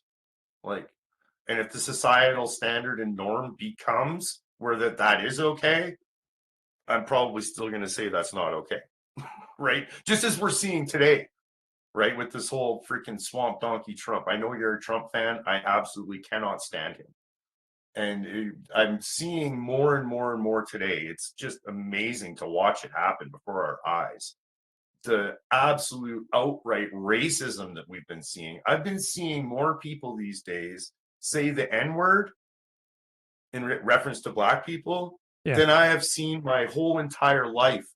Like, it's just been remarkable, this surge and comeback of racism and the derogatory terminology that was being used towards Black people or like Arabs or whatever, this derogatory, divisive, racist attitude, terminology. It is amazing to just, especially we're supposed to be, 2025, all humans deserve equal. I'm an egalitarian. So I am a hardcore egalitarian, like to the beyond. So everybody, regardless of age or race or political affiliation, gender, whatever, all deserve equal rights and equal opportunities, period. Like, you can't be discriminated against by your skin color, by your, religious beliefs. Like, we shouldn't be discriminating people for things like that, especially things like skin color or gender that's like not even in their control, right? Like, that's just crazy talk in my mind. So let's say there was a small business in near you, and they only wanted to hire people of the same skin color and, let's say, religion as the owner of the small business. Would you like to see them prosecuted for violating anti-discrimination laws? Well, 100%. Definitely. And it doesn't matter which way. I don't care if you're white or brown or black or whatever. No, yeah, those discriminatory tactics are, that's not going to further any kind of egalitarian society if those practices are continued or supported. It's it's up to us to be saying, hey, that's not okay. Like, and again, it doesn't matter what race or religion or anything like that. Doesn't, again, that goes back to the not having bias and not playing favorites. And it's just like, what's right is right and what's wrong is wrong. Like, period. So I would. Who are your biggest heroes? Who are my biggest heroes? Yeah. I'm not sure I really have a lot of, in quotes, heroes. I don't really. I guess that gets back to me being an egalitarian, where I see everybody as equals. To me, that might actually help, because I've met a lot of stars, for example, a lot of like famous people and stuff, and to me, we're all just people. So they don't get special treatment. They just get spoken to like a regular person, just like you and I are talking right now. Yeah. I don't get starstruck. It helps kind of keep an even keel. So as far as heroes go, I'm not really sure I'd have it. I people that I would maybe say there's a bit of respect for, and that, you kind of give the head nod of kind of approval or appreciation, might be somebody like, like a Nelson Mandela, who stood up for his beliefs and stood up for what was right and went to jail for it. And, he was called a terrorist at one point and came out a freedom fighting hero, right? Like a Leonard Peltier is another one who just got recently, released from prison last minute by Biden. And I know nobody likes Biden. I'm not saying I do either, but it was good to see Leonard Peltier to get, his freedom. He was the longest political prison in history here in North America type deal thing. So, that kind of people that are willing to sacrifice for others and what they stand up and believe in, I think they deserve a little bit of, honor, a little bit of respect. But as far as heroes go, I don't really have any heroes per se. So if I were I'd say probably one of my biggest heroes, if I were to have to put it that way, would probably be my grandmother, who didn't play favorites, didn't play biases, wasn't about all that. Just an average woman. Let me tell you, when she passed away, our family was absolutely amazed at the amount of people that showed up for her funeral. It was unbelievable. Probably half the town came. There was definitely, I don't even know how many people. We ran out of room. We got the biggest venue in town that we could find, and we ran out of room. People were backing out to the parking lots, like standing room only out the building, because she was so popular and well liked. And then she was just an average, woman. She was a chef at a hotel restaurant. She was her union lead, but she was just an average person. But because of her outlooks and stance and attitude, that she was just well loved by an amazing amount of people. And if I could get like a quarter of the people that were at her funeral, holy cow, I'd feel like I was doing good. That's okay, her issues. You can eat. Okay. Don't care. So you're an opponent of this. You're an opponent of the state of Israel. Are you an opponent of the state of Canada? My government, yes. 100%. And that's not just the liberal one. I freaking hate conservatives. Like, with a passion do I hate conservatives. So I've never voted liberal in my life. Never have. I've never voted. I'm not sure if you're familiar with our political system here, but another major party we have here is called the NDP, the New Democratic Party. I've never voted for them either. Never voted NDP, never voted liberal. But I freaking hate the conservatives. They're just as corrupt as the liberals are. Can't stand the conservatives. How do you feel about the origins of the nation state of Canada and the role that genocide and ethnic cleansing played in the creation of Canada? Oh, it's 100% not right. But the Canada is different from the U.S. in a lot of senses. Like, you guys rebelled against the Brits and had a big war with them, and like, we just waited and were patient and asked nicely, and we got a country. Right? So, you know what? We'd like to be a country now, and they're like, yeah, okay, yeah, sure, sounds good. But no, I've been against. I've said it for a long time. Hence, I pay homage to the Indigenous people. It was the biggest genocide in history, and that's why it's so. We're supposed to learn from it, right? I can't go back in the past and go change it, right? Because they were still doing residential schools in Canada like 50 years ago, like. So it's not like some long lost, past forgotten thing. 50 years ago, in the bigger scheme of things, is just like yesterday in history, right? So we're supposed to learn from these things, and knowing the genocide and ethnic cleansing of the First Nations people here in Canada and in the US and stuff. Yeah, we're not supposed to be letting that happen. Right? It's a bad thing. We're supposed to learn from it. So that's why it's like, you know what? This genocide and ethnic cleansing that happened in North America, it was very bad. It was very wrong. You can't just genocide Indigenous people and act like you're morally good. Like, that's just crazy talk. So you can't just genocide and ethnically cleanse the Semitic Indigenous people of Palestine by white Europeans and North Americans called Zionists, and then sit there and act like you're the morally superior ones. That's crazy talk, completely crazy talk. And you sure as heck don't use the ethnic cleansing and genocide of the indigenous people of North America to try and justify and be like, well, it's happened before, so it's okay if it happens again.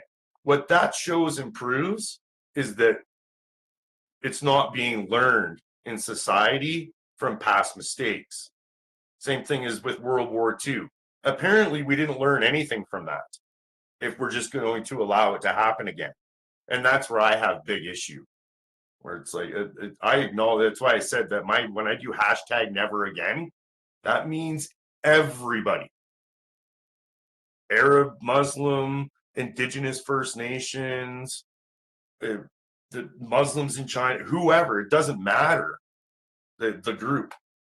Ethnic cleansing and genocide is not okay. And it doesn't matter who's doing it or who is the victims, it is wrong. And it's supposed to be hashtag never again for everybody.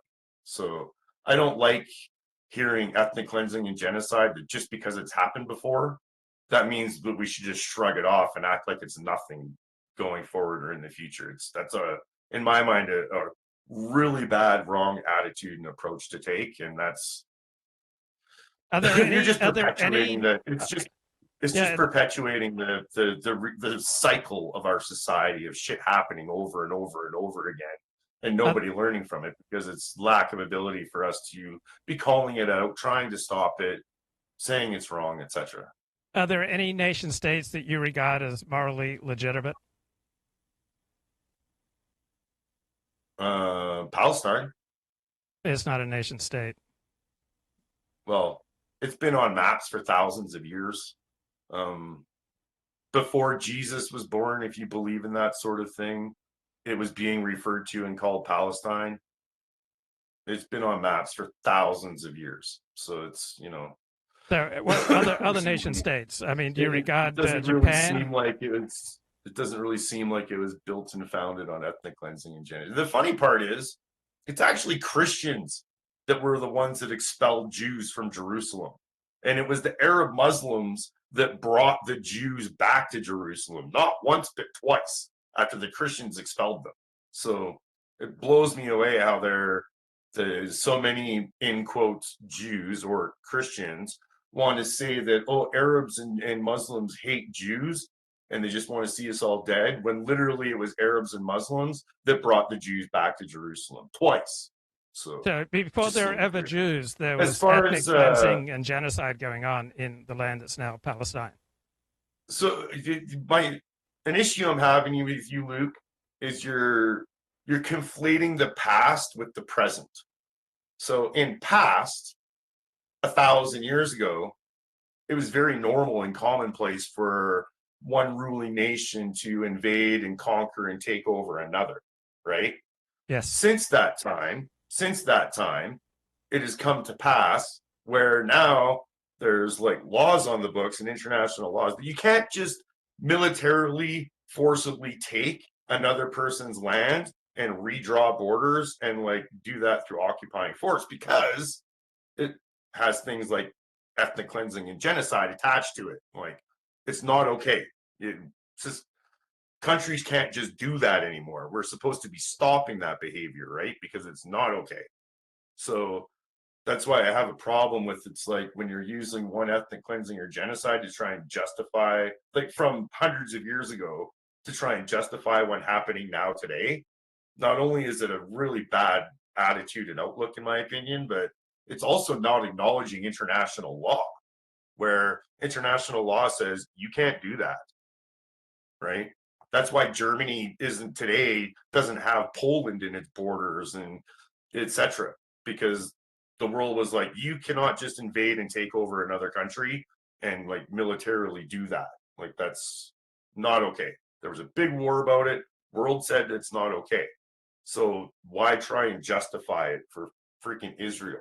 Like, I don't believe I've tried to. It's not okay what Israel's doing.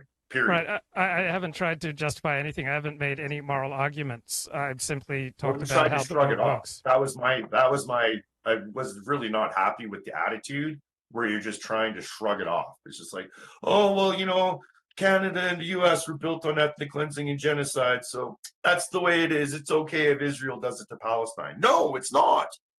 Like, and by saying that, by saying that, what you're showing, by saying that is what you're showing is that you haven't learned from the past. And you're also not acknowledging the laws in our society in which we live today. So, or how we're supposed to be living today. So is it possible to have a conversation about how the world works separate from a conversation about how the world should work? Sure. Right, because I have not consciously, now maybe I'm deluded, I know I have biases and blind spots, but I have not consciously spoken today, to the best of my knowledge, about how the world should work. I've simply talked about how the world does work. I haven't tried to make a moral case for Israel. That's not something that I think I do. You did earlier just try and shrug it off to ethnic cleansing and genocide that Israel is committing. You did try to relate it to and shrug it off like, oh, well, you know, we ethnically cleansed and genocided the First Nations people, so that's how the world works. And I'm not necessarily disagreeing with that. I'm not necessarily disagreeing with that statement either. However, that's not how the world should work. That's Is it possible that we've been having two separate conversations? I'm talking about how the world does work, and you're primarily talking about how the world should work. So perhaps we're speaking at cross purposes. That's what I was just going to. I was just going to touch on that, where by us making those excuses or turning a blind eye or ignoring, or however you want to look at it, phrase it, that doesn't change the world. That just perpetuates things and keeps the cycle going. It's up to us that should know better to stand up and say, hey, that's not okay. Like, if people don't stand up and voice out when something is wrong, then nothing's going to change. Regarding one again, you look at the famous picture of the Nazis, where you have all these Nazis standing up doing the freaking Roman, the Zig Heil, whatever, and there's one lone guy in the crowd that refuses to do it. You got to be that one lone guy. Tiananmen Square, buddy standing in front of a tank, one lone person doing the right thing can shape and change the course of the future. I'm not necessarily saying Tiananmen Square did, but it's the idea that regardless, even if it's just you by yourself, you got to stand up and say something if something is wrong and not good. Like, otherwise, nothing changes. Everything is just allowed to perpetuate. Cycles are allowed to continue. Nothing changes. Why? Like, it's pointless to have all these hashtag never again if we're just going to perpetuate the same freaking thing over and over and over again. What does never again mean? Nothing. If you just continue on with the same behavior going forward. So something that, I'll be the one person. Okay. So something that we seem to have in common is that we're both deeply interested in the Middle East and these issues that we've been talking about, and most people are not. Most people are primarily interested in themselves, in their family, making a living. Is that fair? And so what's it been like for you going through life where you're deeply interested in things that I bet 95% of the people around you are not that interested in?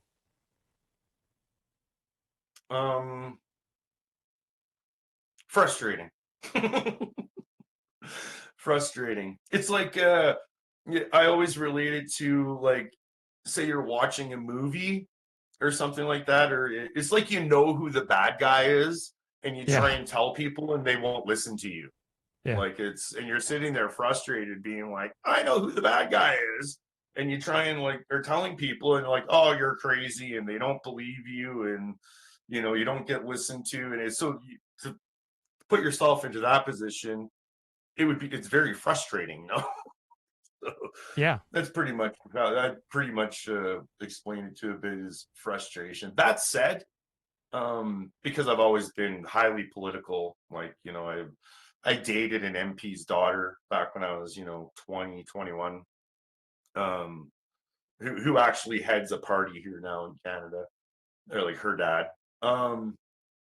So I have had people around that are in the political realm. The 20, I was dating a girl whose dad was an MP stuff like that. So it's politics has played a bit of a role. It hasn't been just everybody, but I will say in the past few years, especially ever since the Freedom Convoy protests here in Canada in 2022, there's been a very big awakening as to what the heck the politicians are doing. Like, we better start paying more attention, especially since October 7th happened.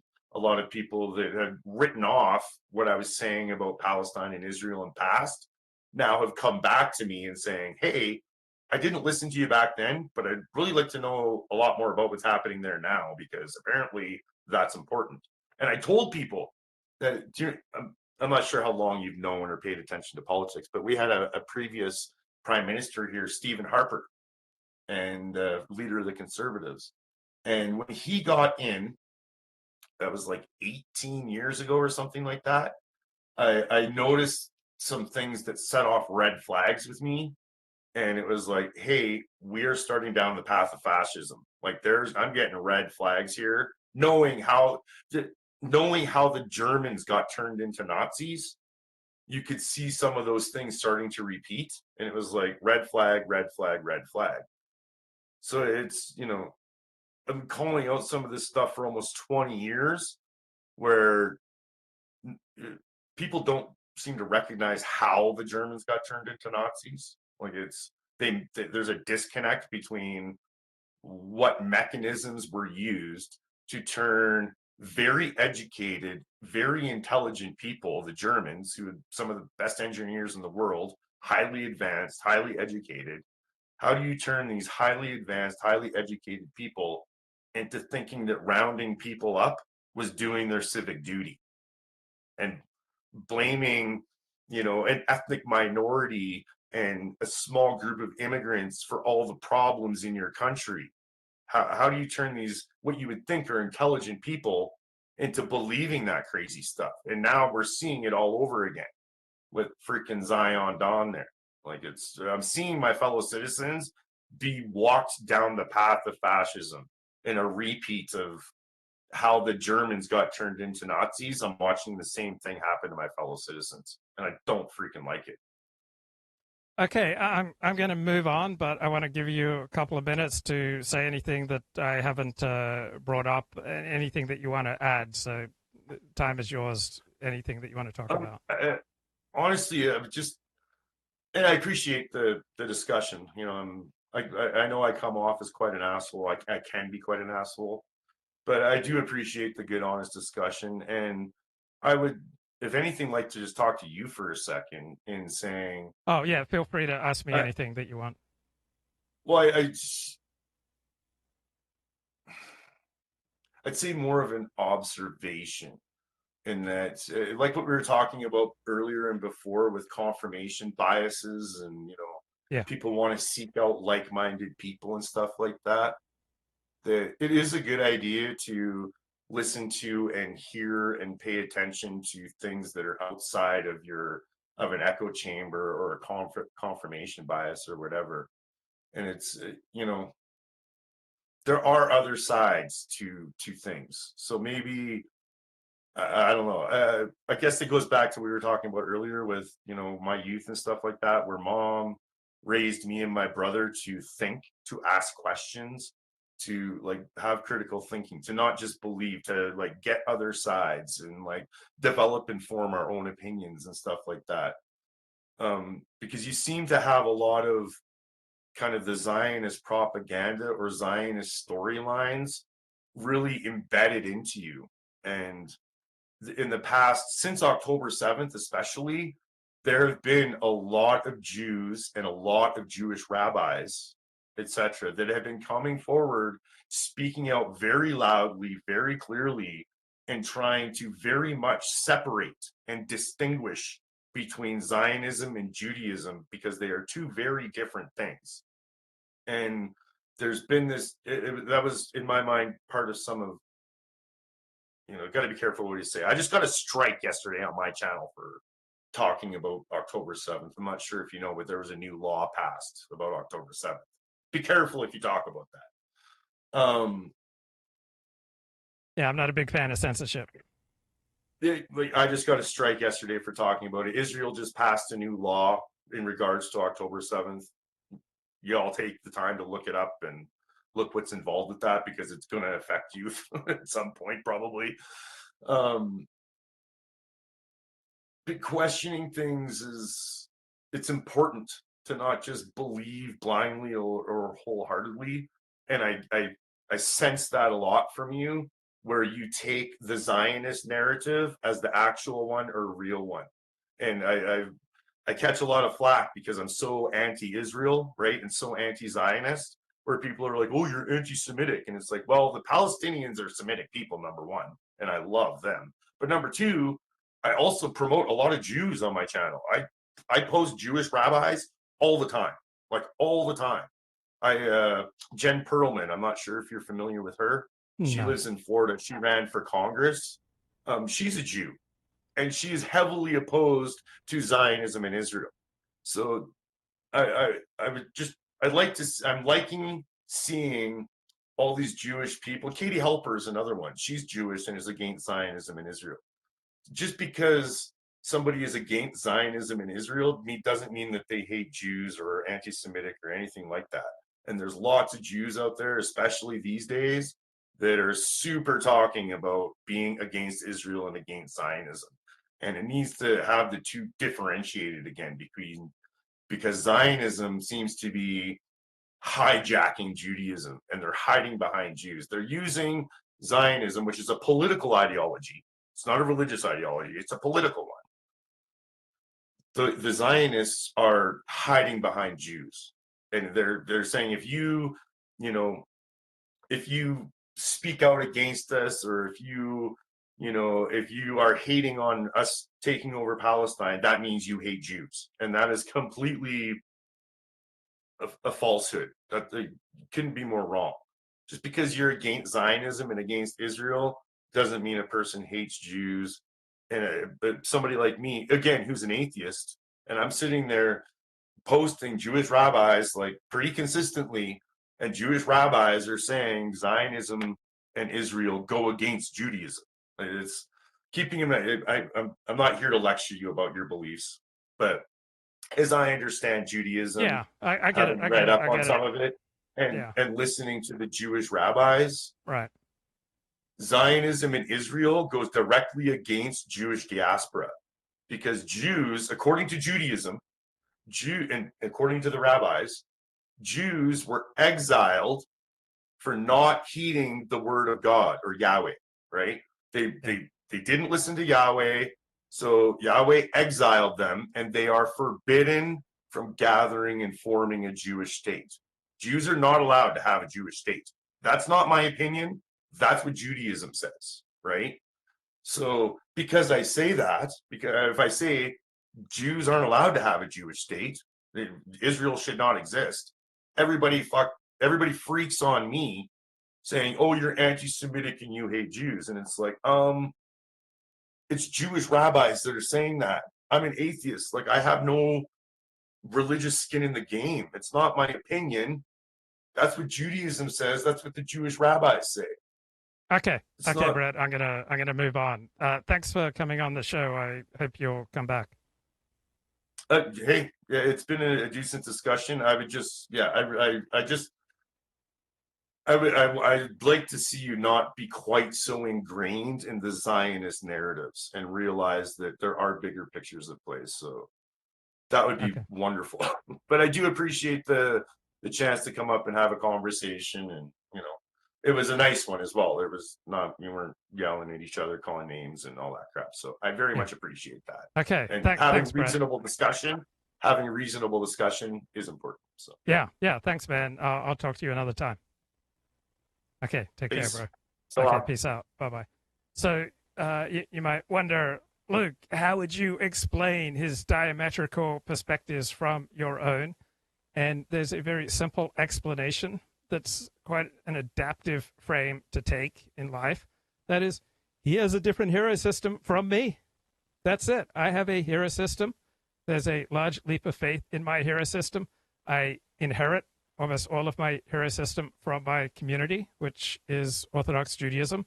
So My community has one hero system. He comes from a different community. He has a different hero system. And we all need a hero system to stave off that feeling that our lives don't matter. And so we subscribe to something that feels eternal.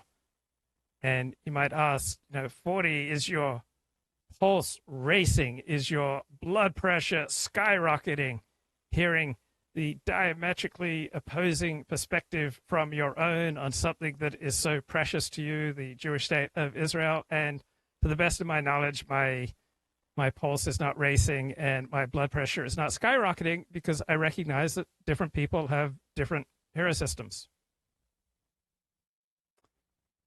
There's a fascinating and lengthy and well-written related Wikipedia entry on Zionist anti-Semitism. And initially, right, it sounds contradictory, right? Zionism, that's the Jewish thing. It's that Jews deserve to return to their ancestral homeland of Zion.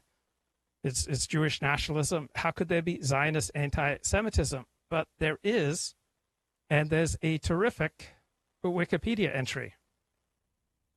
So there's a strong link between Zionism and anti-Semitism, right? I don't like the expression anti-Semitism because it's too highfalutin. I'm just a fair dinkum bloke from Australia, right? These big city, these city slicker, these book learning terms like anti-Semitism, they're just too sophisticated for a humble country bloke such as myself, right? I would prefer anti-Jewish, right? It's just so much simpler. But I have to work with the language as it is used. So I will use the expression anti-Semites and anti-Semitism when I have to. I don't like it. I would rather just say anti-Jewish, right? I will admit that there are times when there are intense conflicts between Jews and Arabs that I am liable to some anti-Arab sentiments. Not proud of that part of myself. I'm not embarrassed by it either, but it's there. Right? At times, I have anti-Christian sentiments. My father was a Christian theologian and evangelist, and I have some emotional baggage with regard to my relationship with my father that, under some circumstances, predisposes me to anti-Christian prejudice. There are times that I follow the news and I have anti-Muslim prejudice. Right? There are times I have prejudice and negative feelings towards all sorts of outgroups. I don't celebrate that part of myself. I'm not ashamed of it. It's just there. So I'm going to use language as it is used by people outside of myself. So let's go to this thoughtful Wikipedia entry, Zionist anti-Semitism. So both Zionism and anti-Semitism share one basic aim. That's the negation of the Jewish diaspora, the existence of Jews in non-Jewish states. So in 1895, Theodor Herzl making the case for Zionism, and he supported the emigration of Jews from non-Jewish countries to Zion so that they could create their own space. And he says anti-Semites will become our most defendable friends. And the Nazis, prior to World War II, gave considerable assistance to Jews who wanted to take all their financial assets and move to Palestine. And the Nazis made that possible for thousands of Jews who lived in Germany. Early Zionists created a new image of the new Jew, or the Hebrew, and they contrasted this new Jew, or the Hebrew, as against the Yid, and they gave a negative caricature of European Jews, right? And they used language similar to that of anti-Semites. A lot of Israeli iconography, photography, movies, right, employ classic, right, Nazi tropes. My God. So the Russian-born Jewish scholar Zev Jabotinsky, and I'm probably a Jabotinskyite, right? I'm pretty friendly to his brand of revisionist Zionism, and Zev Jabotinsky gave up his career as a poet to devote himself to his version of Zionism. And he wrote, our starting point is to take the typical Yid of today, meaning the European Jew, and to imagine his diametrical opposite, that the Yid, the European Jew of today, is ugly, sickly, lacks decorum. We shall endow the real image of the Hebrew with masculine beauty. My God, he sounds like a Nazi. The Yid is trodden upon and easily frightened, and therefore the Hebrew ought to be proud and independent. One major difference that the people closest to me noticed as I began taking Alexander technique lessons and eventually enrolled in January 2009 at an Alexander training school and started studying the Alexander technique every day, is that I became less nervous, less frightened. It used to be, there was a time there, 2007, 2008, where it was painful for me to walk down a busy street because I just kept seeing in my mind's eye all these car accidents about to happen. Like, that's how neurotic and anxious and afraid I was. And you will find some of my videos where I am coming primarily out of a place of fear. Right? There are way too many times, perhaps, I am just overcome by feeling small and weak in a big, scary world. So therefore, because the Yid is trodden upon and easily frightened, the Hebrew ought to be proud and independent. The Yid is despised by all. Therefore, the Hebrew ought to charm all. So sometimes in my life, I have felt like Jesus, despised by all, smitten, abused by men. For your transgressions, I am suffering. The Yid, and other times I feel like, oh my God, I can charm everybody. So a lot of people who absolutely hated me, within 2 minutes at times, I was able to charm them. And 5 minutes later, the woman is sitting on my lap. I remember there was this adult video magazine startup in late 1998, and I wrote about them becoming a competitor to Adult Video News, which was the one trade publication in the adult video industry. And this is something I wrote on my lookforward.com blog. And then at a party in January 1999 at the Consumer Electronics Show, I met the people that I'd been writing about, and they said, how could you write all these lies about us? We're a consumer publication. We have no interest in competing with AVN. We're not a trade publication. You're completely wrong. And 5 minutes later, 10 minutes later, this very angry woman was very happily sitting on my lap, and we were getting on great. So there have been times when 40 has been charming. I'd like to think it has something to do with something my father said, that I change my mind more easily than anybody he's known. And I like to think it's fairly easy for me to say, oh man, I was just completely wrong about that.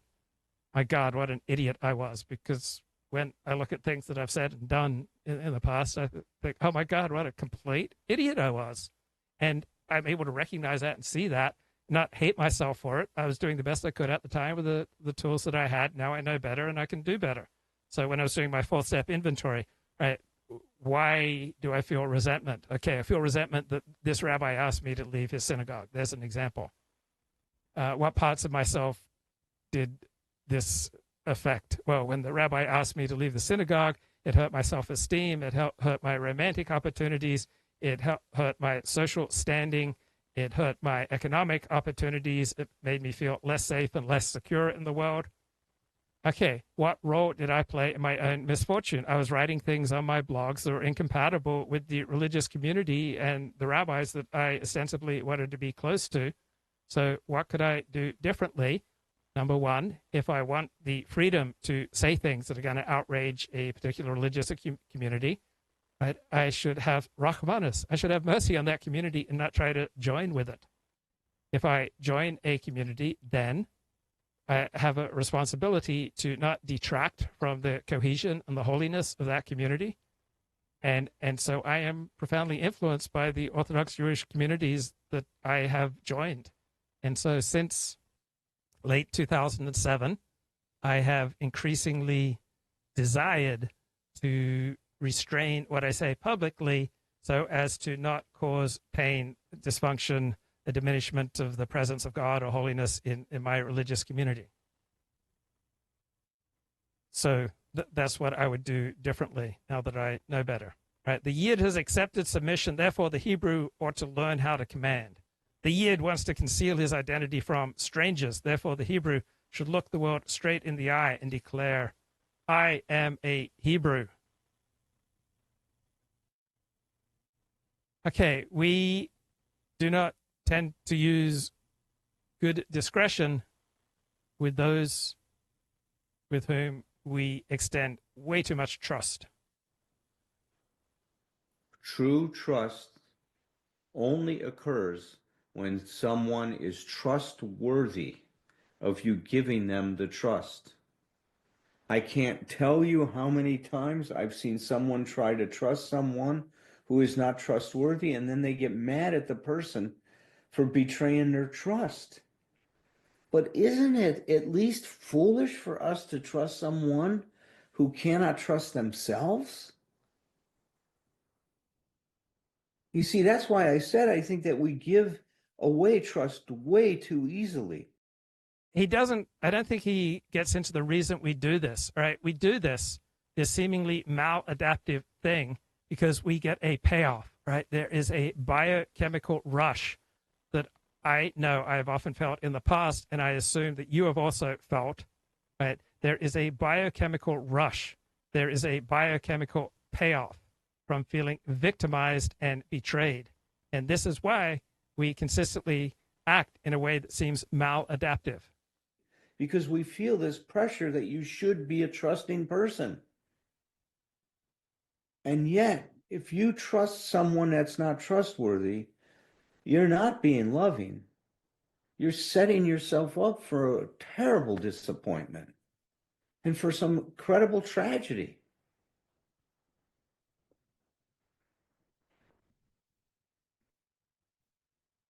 Number 5.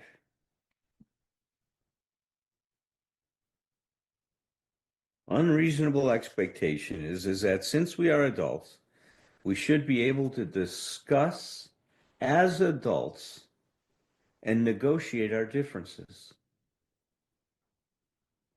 Well, to negotiate your differences in a good way, where you're coming up with what I'd like to consider as a win-win solution or a mutually satisfying solution, means that you're going to have to be able to present to the other person what's important to you and respect that person's differences.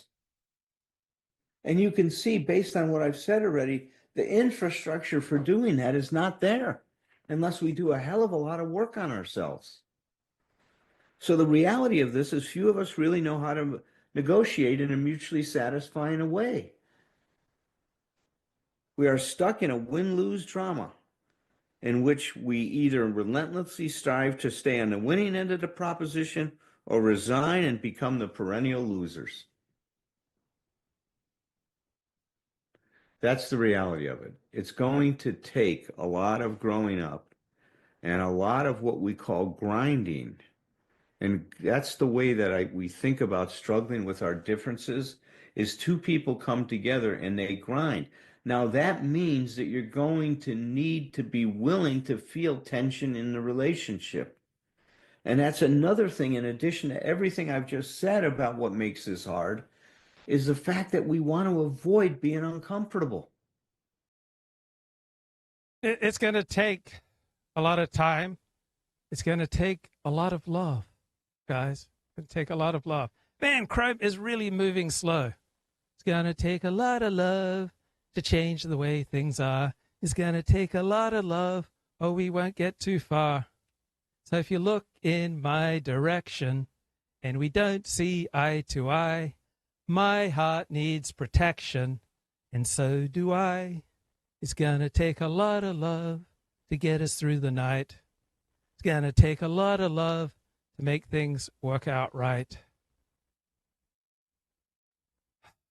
I still haven't received my invitation from America's Got Talent. I don't know why.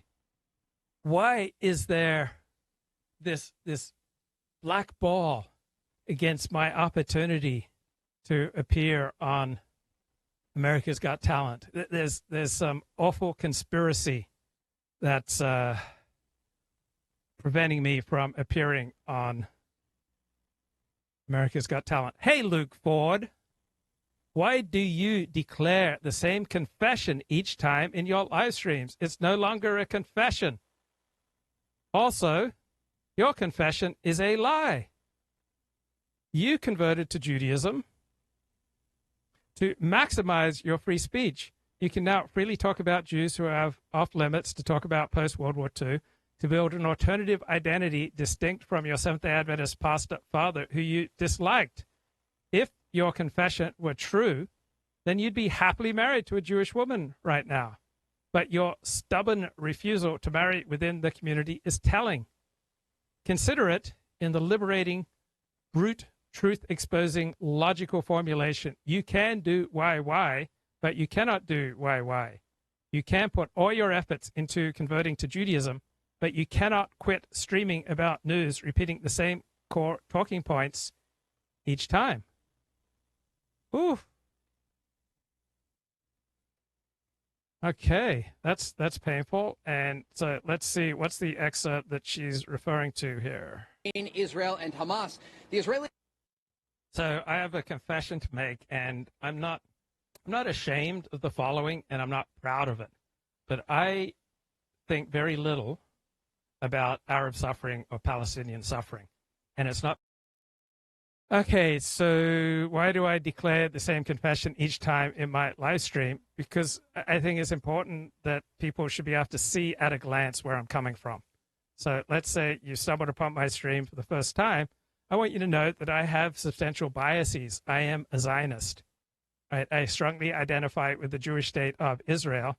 And when the Jewish state of Israel is in war against Hamas and Hezbollah and Iran and other forces, my sympathies lie entirely with the Jewish state. And this intense emotional and social attachment that I have to the Jewish state blinds me from bestowing equal amounts of empathy for the enemies of the Jewish state. Right? I have substantial biases. Right? I have blinders on.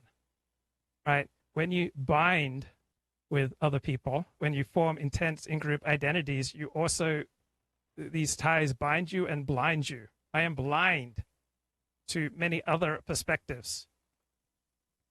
So that's why I give the confession. Now, is my confession a lie? I can't see it clearly. Right. Most of my friends are Orthodox Jews. Do you think I'm lying when I say that? I have been blessed to find those parts of Orthodox Judaism that are fairly tolerant of the topics that I discuss on my live streams. I receive very little pushback to things that I say on my live streams. I'm not an important commentator in Jewish life. Big Jews do not follow me on Twitter. I'm not some influential spokesman on Jewish issues. I have carved out a niche where I can talk about the things that I want to talk about, but I have a sense of the communities that are most important to me, to the personal connections that are most important to me, and I will put a higher priority on some of those connections than I will on my free speech to say anything that I want. So I restrain the things that I say to maintain my most important friendships. I do not give you 100% of everything that I think. On the other hand, I am willing to sacrifice some tension in some of my relationships, and I am willing to sacrifice some degree of internal cohesion and intense in-group identity for the sake of freedom of speech. So I give up some, deliberately choose to give up some freedom of speech in exchange for some group cohesion and identity and comfort. And I'm willing to give up some group identity, cohesion, and comfort for an extension of free speech. So intense in-group belonging and free speech are diametrically opposed. The more intensely you belong and cohere and fit in with your community, right, the less freedom of speech you're going to have. So I make sacrifices on both ends. So let me go back to, let's see. Right, you converted to Judaism to maximize your free speech. Well, I do love the way that Judaism achieves a balance between individual freedom and the good of the community. Right, I love the way that Judaism has evolved ways of balancing those two things. So I love the amount of free speech that I have within Orthodox Judaism. Orthodox Judaism is not just some repressive series of rules that minutely prescribe how you talk and how you act, right? There is considerable flexibility within that system. So I enjoy the balance that is arrived at in Orthodox Judaism. And there are also many Orthodox communities where I would not be a good fit. So not every Orthodox synagogue would be thrilled to have me as a patient with truth, and you'd be happily married to a Jewish woman right now, but your stubborn refusal to marry within the community is telling. Yeah, so I probably got blind spots here, right? Often other people will see me far more clearly than I do.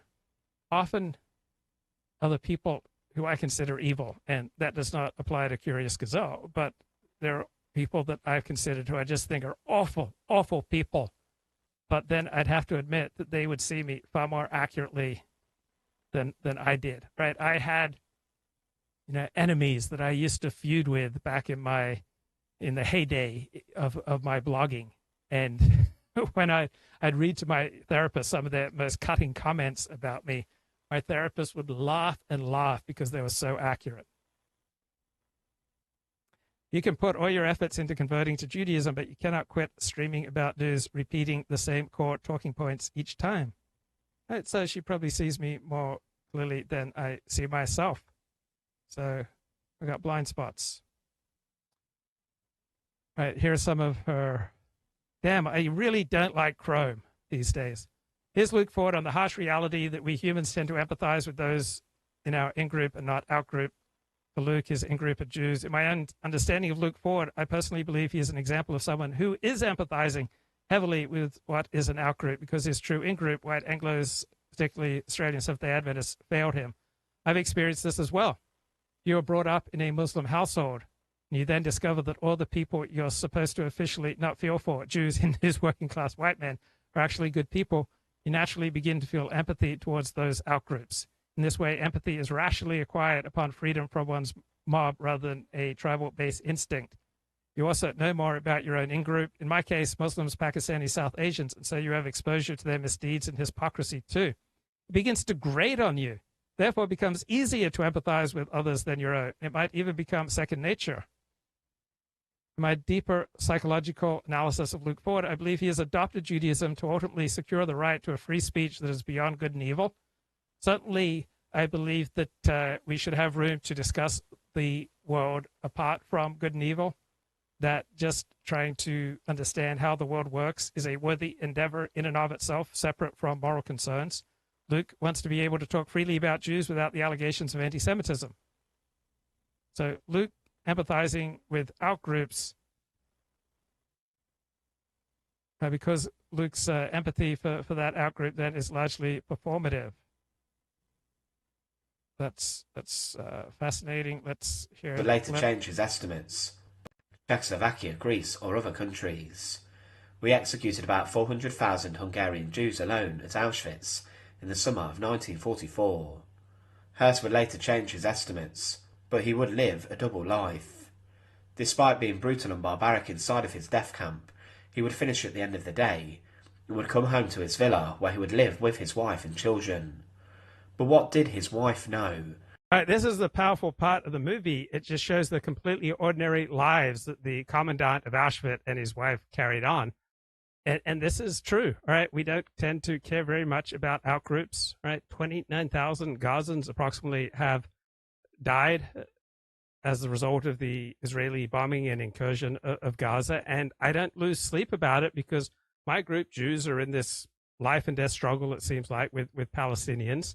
And so I just don't care that much about the suffering of outgroups. And this is the human tendency. We primarily care about our own comfort and our own group, and we just don't care much about our groups. And what does she know about the evils of Okay. Czechoslovakia, Greece? Hey, stop it. All right, let me see some other critiques here from Curious Gazelle.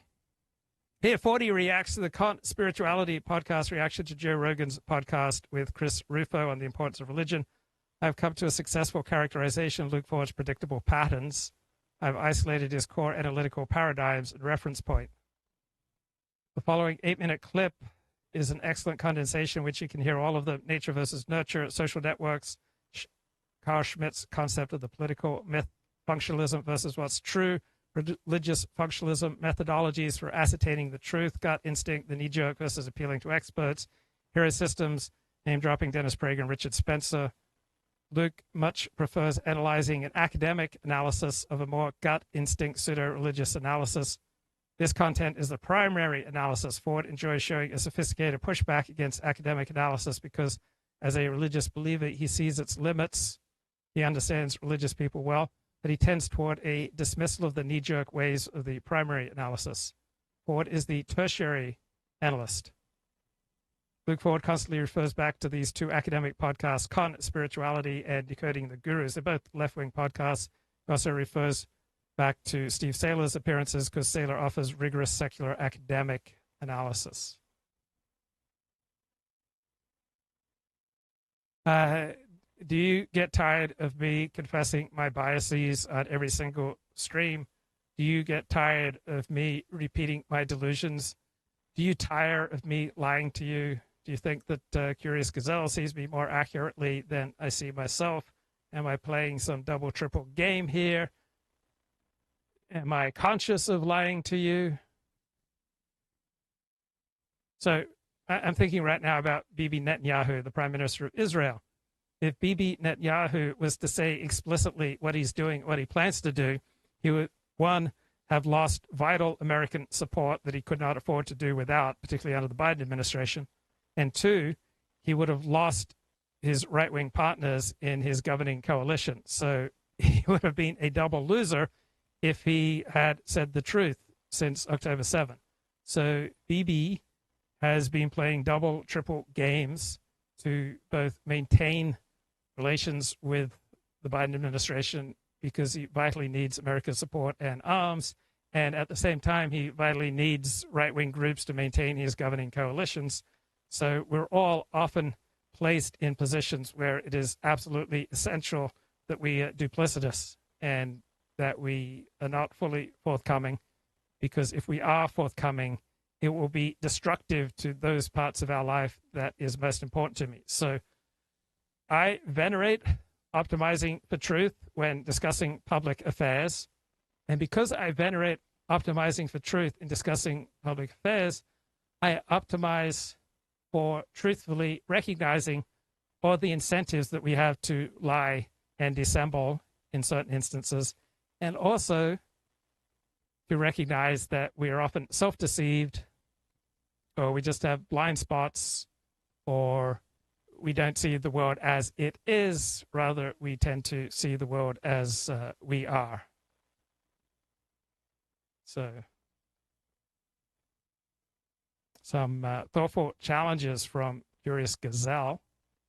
And I'm not sure I'm capable right now, live on the air, with an enormous audience of 16 people watching me live on YouTube.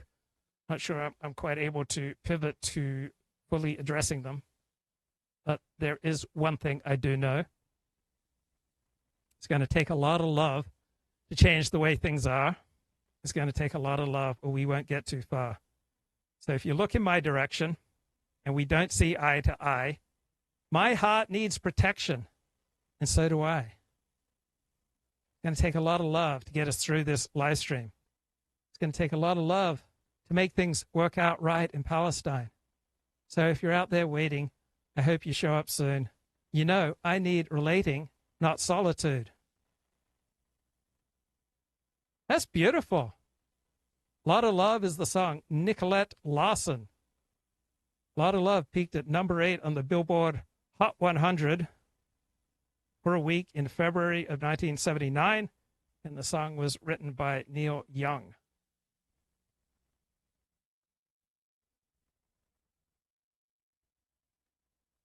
Let me take a short break to gather my emotional and mental resources.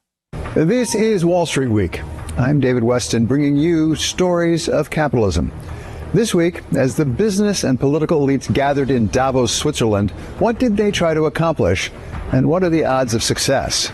Plus, President Trump pledges to deport unlawful immigrants by the hundreds of thousands. We look at what that could mean for the economy. And the rapid growth of non-alcoholic beer. What is driving it, and how far could it go? But we start with the tragedy of the Los Angeles fires, measured first and foremost in the lives lost and the homes destroyed. It's much more than a story about money, but it is also about money.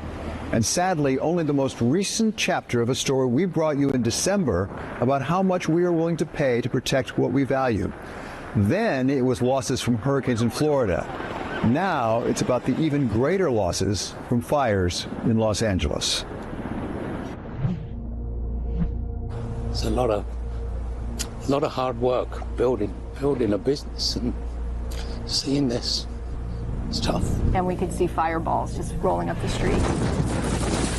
Really scary when you can see the flames coming up over the houses. It looked like pandemonium. I'm a retired firefighter, so I know the dangers.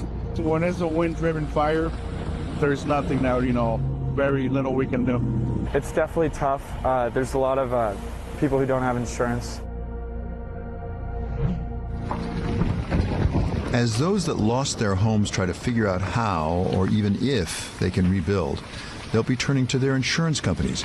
J.P. Morgan estimates the insured damages covered could exceed $20 billion, which would make these the costliest wildfires in U.S. history. So could this push California's insurance market to its limit? This is speculative and shifting day by day, so we're not sure exactly where it's going to land. But the insurance industry that have looked into this and looked at the impact on their book are not running for the hills. Jerry Theodoro is director of the Finance, Insurance, and Trade Policy Program at R Street Institute, a DC-based think tank that promotes free markets. Like Theodoro, S&P Global Ratings says the insured losses from the LA fires should be manageable. In part, that's because it's not just the primary insurance companies bearing the losses, it's also the reinsurance companies that back them up. Estimated insured losses are $20 to $30 billion, and reinsurance is going to take a big piece of that, risk that's spread all over the world. Bermuda, London, continental Europe, the Far East, reinsurance companies taking a piece of the pain. Okay, let's get back to Zionist anti-Semitism. So another American academic writes here, anti-Semitism and pro-Zionism have never been exclusive. Advocates for a Jewish state enlisted stereotypes of Jews to further their cause. Theodor Herzl appealed to European leaders that Zionism would resolve the Jewish question by sending Jews elsewhere. Now, the Jewish question was a primary question in 19th century Europe, but I don't think today most people regard the Jewish question as something of primary interest, right? Most Americans don't question whether Jews are worthy of American citizenship.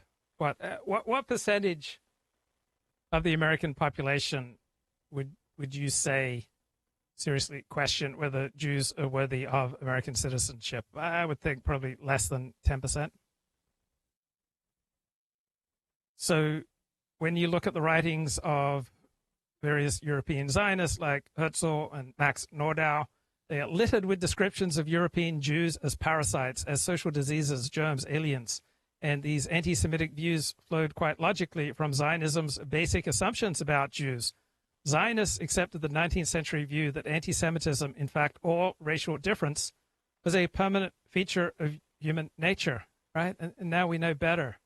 Now we know that we're all just one big family, and if we just learn to love one another, that all these differences would disappear.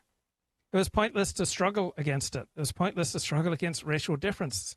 My God, think how primitive they were back in the 19th century. they thought that racial differences were a permanent feature of human nature. Thank God we have graduated from that level of pathology.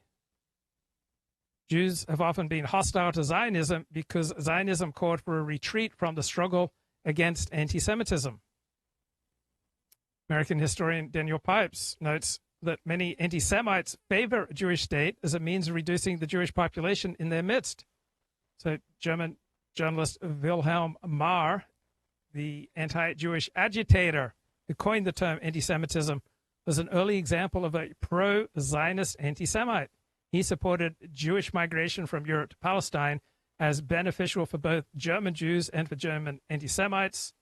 Pipes describes this variety of anti-Semitism as less common to conspiratorial or anti-Zionist anti-Semitism. And we have political theorist Michael Walzer.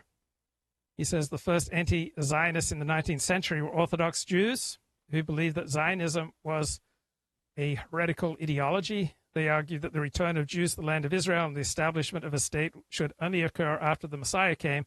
And until then, Jews must accept living in diaspora and defer to non-Jewish rulers while waiting for redemption. So this is pretty much the majority Orthodox position prior to 1948 and the establishment of the Jewish state. So after the concrete establishment of a Jewish state in 1948, most Orthodox rabbis ceased to be anti-Zionist. Zionists were usually secular. They despised the perceived passivity of Orthodox Jews with such passion that Orthodox Jews often refer to them as anti-Semites.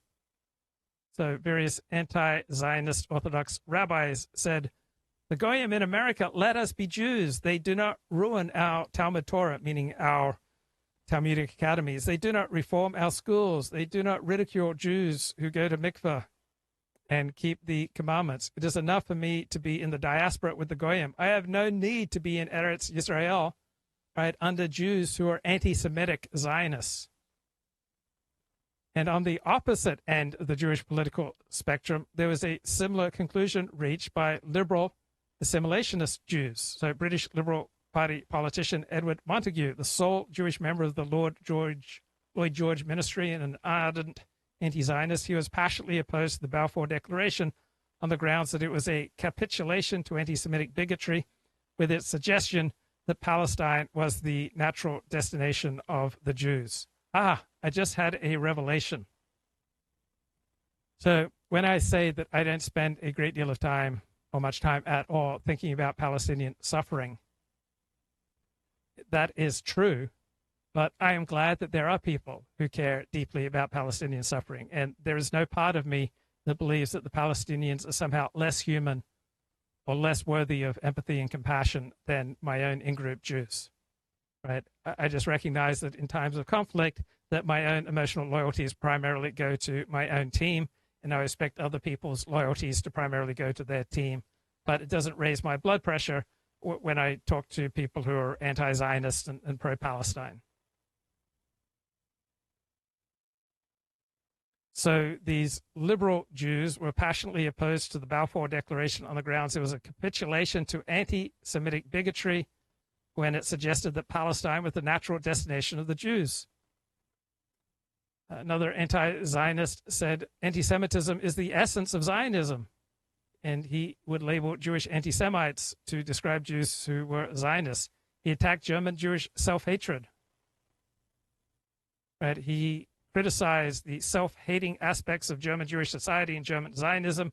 He lampoons members of the Viennese literary crowd, the Jewish literary crowd. In his work, A Crown for Zion, he suggests that in attempting to assimilate, German Jews have imbibed the stereotypes and beliefs in racial power structures pervasive through German society. He describes assimilationists, Zionists, and Theodor Herzl in particular as Jewish anti-Semites in the same vein as the Aryan anti-Semites for their common desire to expel Jews from European culture. And then an author, Sarah Levy, writes for Socialist Worker. Damn, my subscription has lapsed to Socialist Worker. She wrote in 2017, early Zionists partnered with a rabidly anti-Semitic British ruling class to secure funding for their colonial project in Palestine. And Joseph Massad wrote for Al Jazeera, "It is Israel's claim that it represents and speaks for all Jews that are the most anti-Semitic claims of all." He said that Jewish opponents of Zionism understand that Gentile Europeans shared the precepts of anti-Semitism and that Zionists and anti-Semites held a shared belief in the expulsion of Jews from Europe, and that most pre-war European Jews resisted the anti-Semitic basis of Zionism, and that European ruling powers typically supported the anti-Semitic program of Zionism.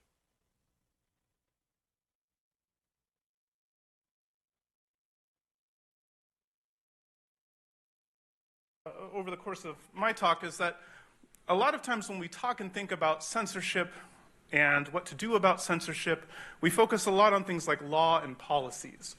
The argument that I want to try to make here is that laws and policies are probably not going to get us as much progress as we might think or hope, because the main challenge that we face in many of our institutions of knowledge production is fundamentally a cultural problem.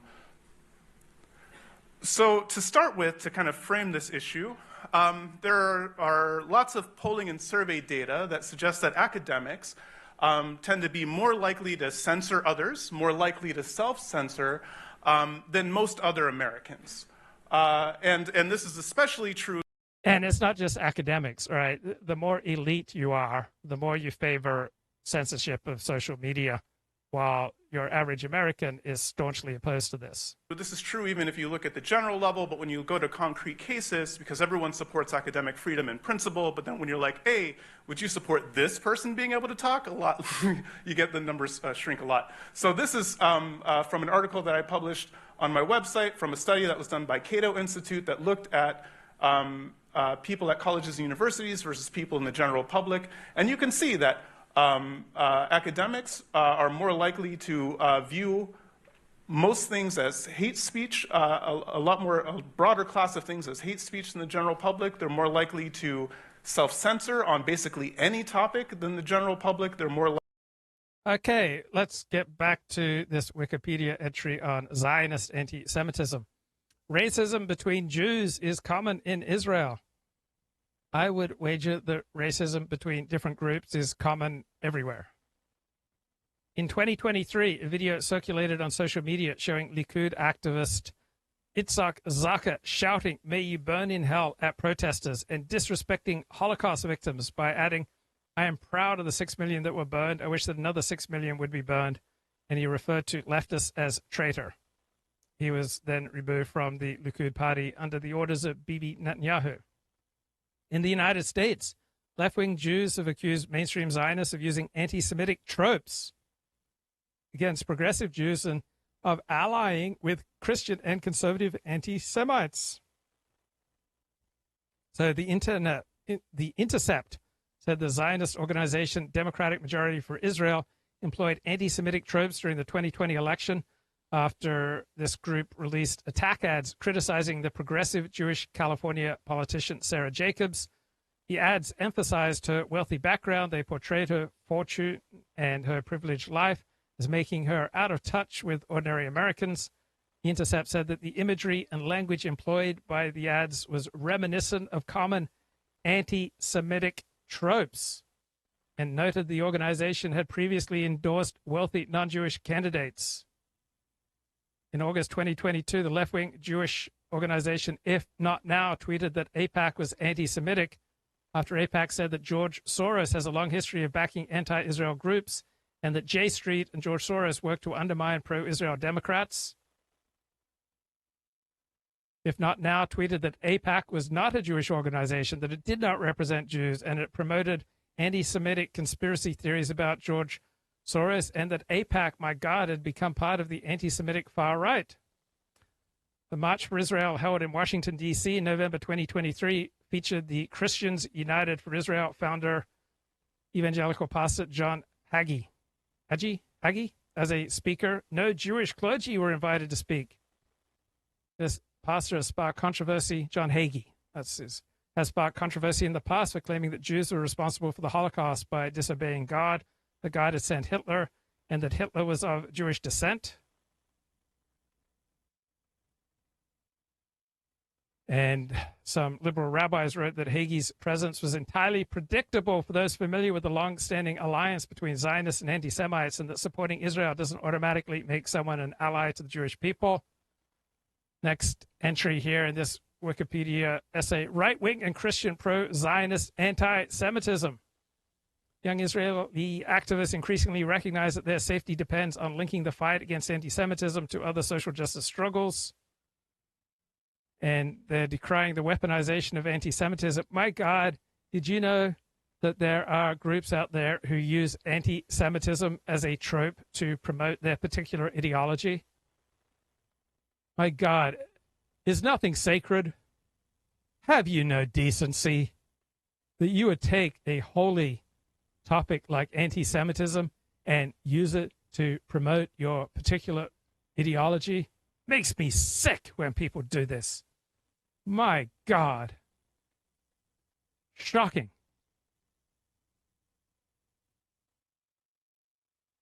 Did you know that critical voices are silenced within Zionism when Zionism coalesces with white nationalist and Christian Zionist anti-Semitism? Did you know that the Norwegian far-right domestic terrorist Anders Behring Breivik was both an anti-Semitic neo-Nazi and a strong supporter of the State of Israel? He was an extreme version of Zionist anti-Semitism. He was anti-Semitic and pro-Israel because in Breivik's view, the Israeli state is a first line of defense against Muslim expansion.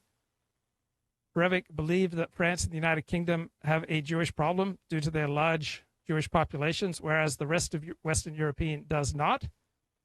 And Breivik believed that Jews are okay as long as there aren't too many of them living in the diaspora. New York Times journalist Michelle Goldberg, who wrote 2 articles about me back in 1999, she referred to Breivik as an ardent Zionist who has nothing but contempt for the majority of Jews. She argued that his embrace of Israel, far from unique, is just the latest sign that in European politics, guys, fascism and an aggressive Zionism increasingly go together. She cites Islamophobia as a commonality between the State of Israel and European white nationalists. Well, one thing I noticed is that having a common enemy is a really good way to bond. And alliances and friendships aren't necessarily forever. As situations change, alliances tend to shift with them. That we all have interests, but the best way to pursue and to protect your interests will change when the situation changes. And here we have a historian writing in Counterpunch that it's false to equate all anti-Zionism with anti-Semitism because of the existence of Zionists who are anti-Semites, such as Alfred Balfour, Viktor Orban, Vladimir Putin, Glenn Beck, Richard Spencer, and Donald Trump are all Zionist anti-Semites, according to this professor.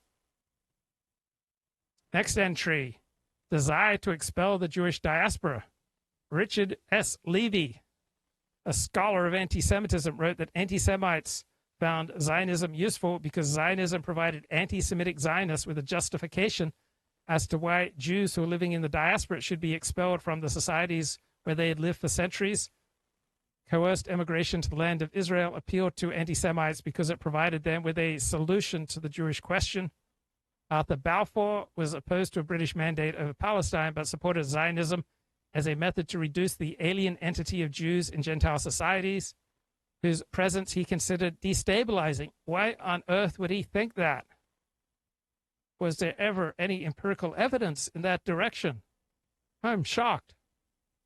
Barry Weiss considers Lord Balfour as a historical anti-Semitic Zionist. Balfour was instrumental in the creation of a Zionist state. He did so because he did not want Jews emigrating from Eastern Europe to England, many of whom were escaping pogroms to immigrate to Britain. So if people are in trouble in a different part of the world, it doesn't mean that you necessarily want to admit them to your state if their admission is not in the interest of your state. I would expect people to operate immigration policy on the basis of what is best for their particular nation state. Did you know that Lord Balfour supported the Aliens Act of 1905, which restricted Jewish immigration into Britain?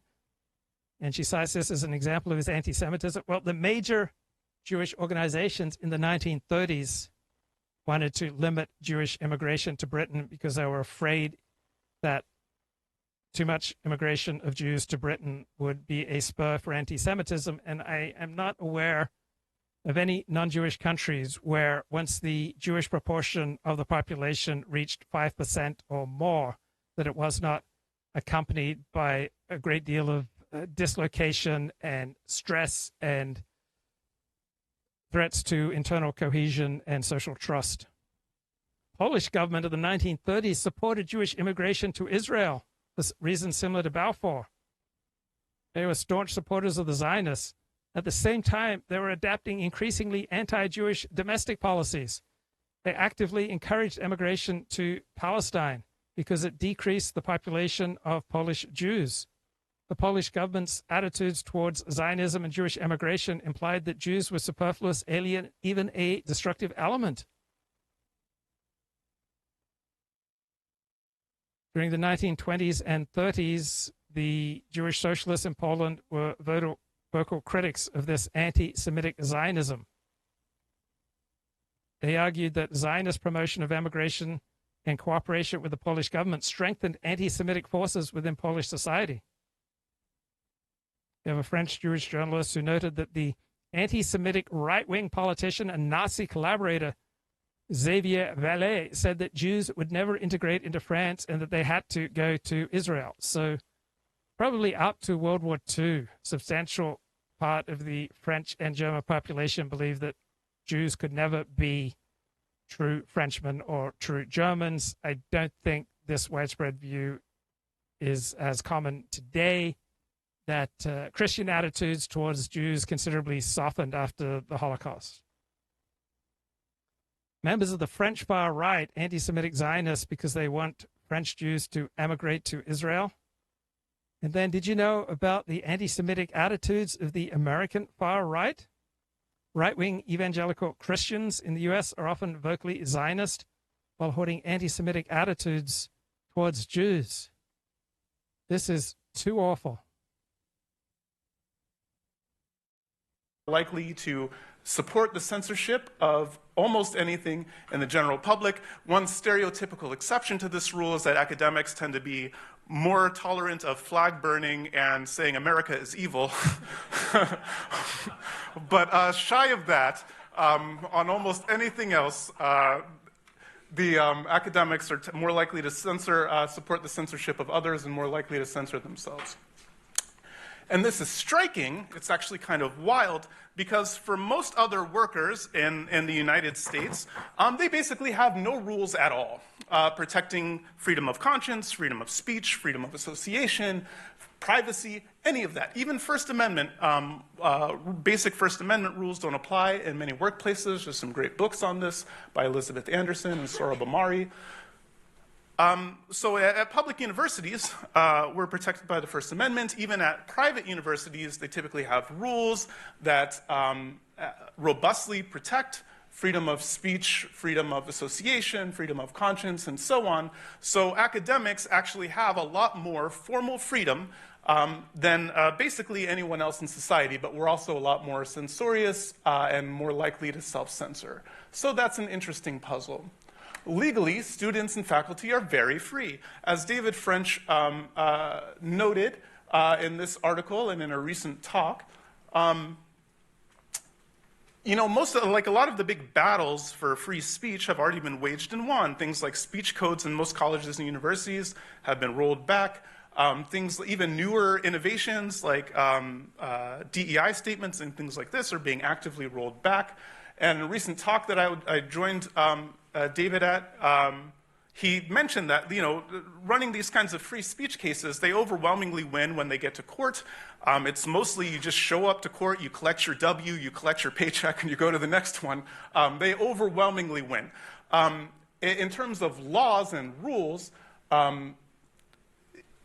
academics in the United States are basically freer than they've ever been. They're freer than almost anyone else, any other type of worker in the United States, and they're freer than academics are in pretty much almost any other place in the world. In terms of our legal, actual freedoms, we have a ton of them, and they're expanding all the time, and when they go to court, when people try to violate those freedoms and you take them to court, they lose. They lose. So I was shocked about 20 years ago when I read a simple observation that I hadn't considered, that the history of English literature was a history of Christian literature. And then I thought, oh yeah, Christianity is a profound background and sometimes foreground theme through almost all the great works of English literature. And so it would make sense that departments that studied English literature would be heavily dominated by WASPs, and they wouldn't be thrilled to have Jews enter their departments. So both English literature and history were primarily dominated by WASPs, and Jews didn't make inroads until the 20th century. So I was shocked to find out it was not until 1939 that you had the first tenure-track Jew appointed a professor of English literature, and that was Lionel Trilling at Columbia University. And so I love a couple of books on this theme by Suzanne Klingenstein. So one is Jews in the American Academy, 1900 to 1940, The Dynamics of Intellectual Assimilation. And so she makes the point, the process of admission to English literature departments as professors, it was not some kind of unilateral act of consent, right? Both parties had to make compromises, right? So the guardians of Anglo-Saxon culture and Jews engaged in a complex give and take bilateral process between the two cultures. The majority gave more than it took, and it almost succeeded in remodeling the minority in its own image. So the early Jewish professors of English literature in American academic departments were highly assimilated, right? It wasn't until the 1960s that you would find academics with a strong Jewish identity and Jewish observance who would find tenure-track positions at American universities in the field of English literature. So we had a remodeling of Jewish intellectuals in the image of America. So if they wanted to succeed in the academy, they had to assimilate to Anglo-Saxon norms. And in the process, right, they had to restructure their thinking, right? They had to assimilate to Anglo-Saxon ideas of America, had to assimilate to its opposite, the gentility of English literature. And many of these Jewish intellectuals desired to assimilate because they felt themselves alienated from the Jewish world of their fathers, right? They were secular. They were not big fans of Orthodox Judaism. They were not observant of Jewish law. They didn't feel an emotional nor an intellectual attachment to traditional Judaism or to the traditional way of life. They looked up to Anglo-Saxon culture and they wanted a part of it. At the same time, they did not feel entirely released from the ties of Jewish tradition.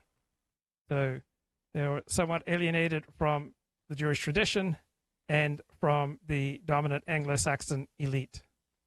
Now, from the perspective of many Gentiles, this is a chief asset of Jewish intellectuals, that they were alienated both from the dominant worldview and from their own tribal worldview.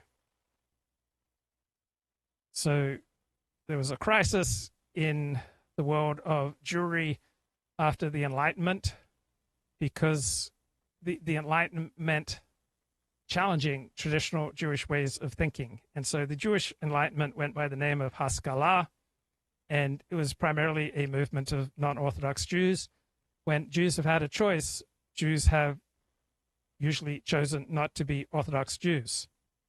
Now, in the middle to the late 19th century, some Jews found a way to hold on to their Orthodox Judaism and to also embrace much of the Haskalah, the secular Jewish Enlightenment. But that's quite a trick. So traditional Jewry was self-absorbed, wasn't particularly interested in the world outside of the tribe, and they were primarily text-centered, meaning they spent their intellectual energies on the Talmud and the rabbinic tradition, and they didn't make many contributions to the world of modern European intellectual life.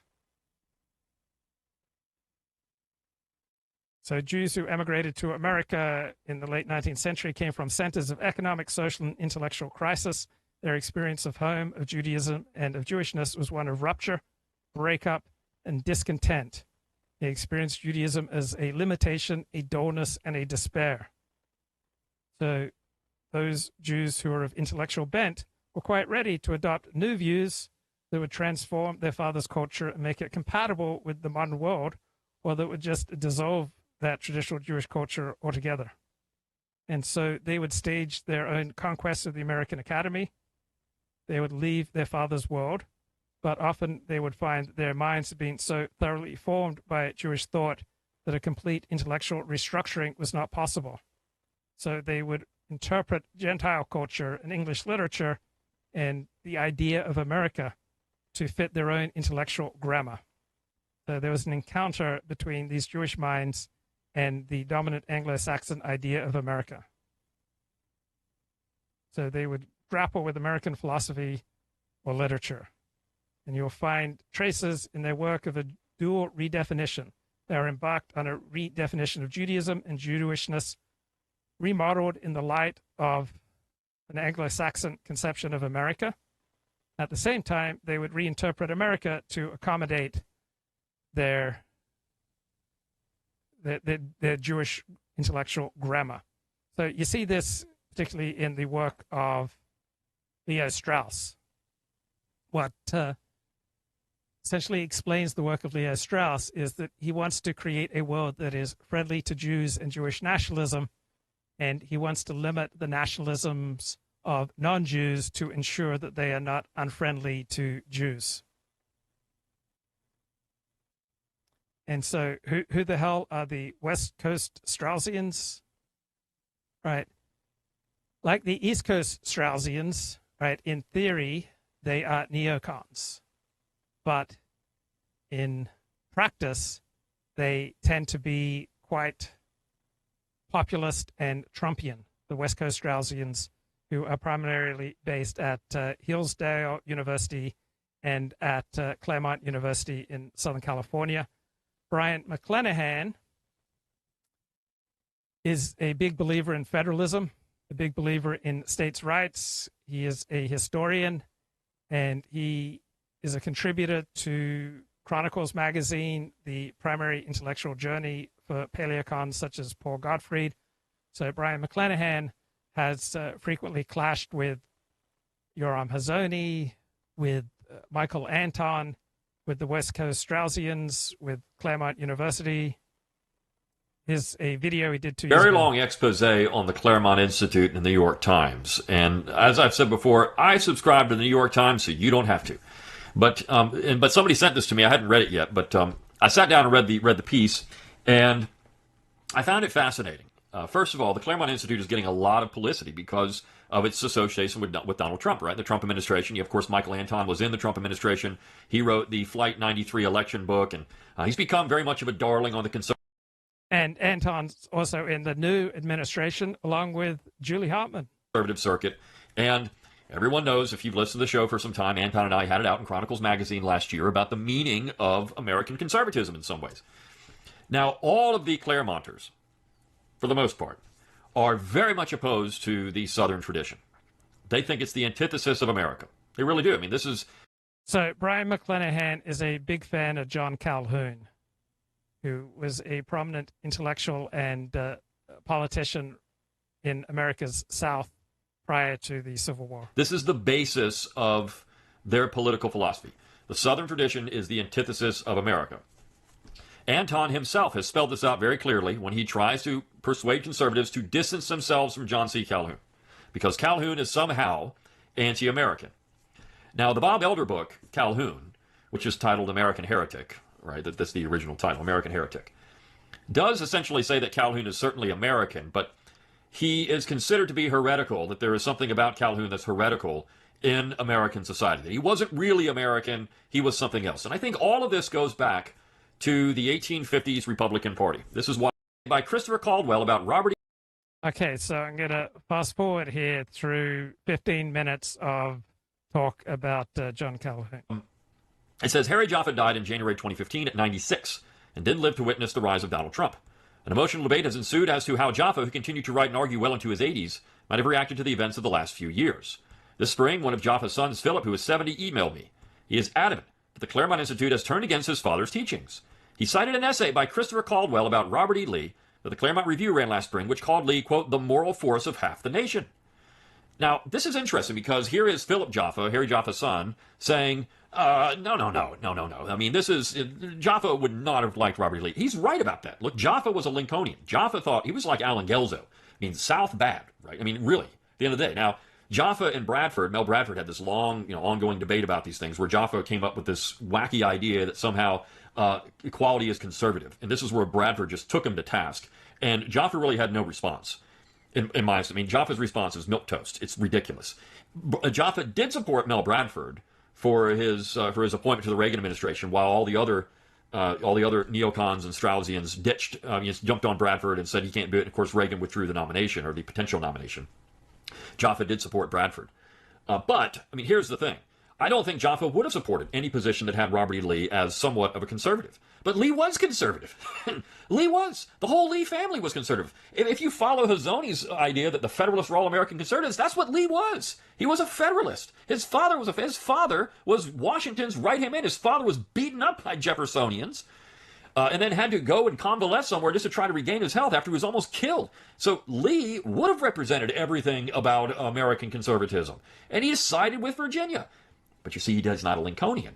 He's not that kind of conservative. He's not one of these 19th century Republicans, which doesn't make him a conservative. This is just lunacy. It's lunacy. And this is where I will give the Claremont Institute credit. I think Anton actually pointed this out somewhere. Well, we did run this piece on Robert E. Lee that was very complimentary of Lee. Okay. That's good. Now go all the way, right? Ditch Lincoln, and you've got it. You've got it. If the Claremont people would just ditch Jaffa and Lincoln, they would get it.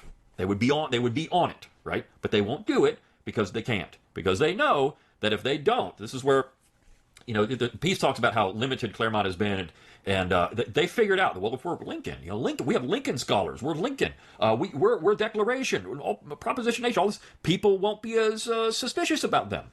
Whereas something like the Abbeville Institute is, well, because it's pro-Southern tradition. Well, that's the antithesis of really good America. That's not good America. Good America is something else. Good America is Lincoln. And I mean, we've seen it over and over again. If you bash Lincoln, you're never a good American.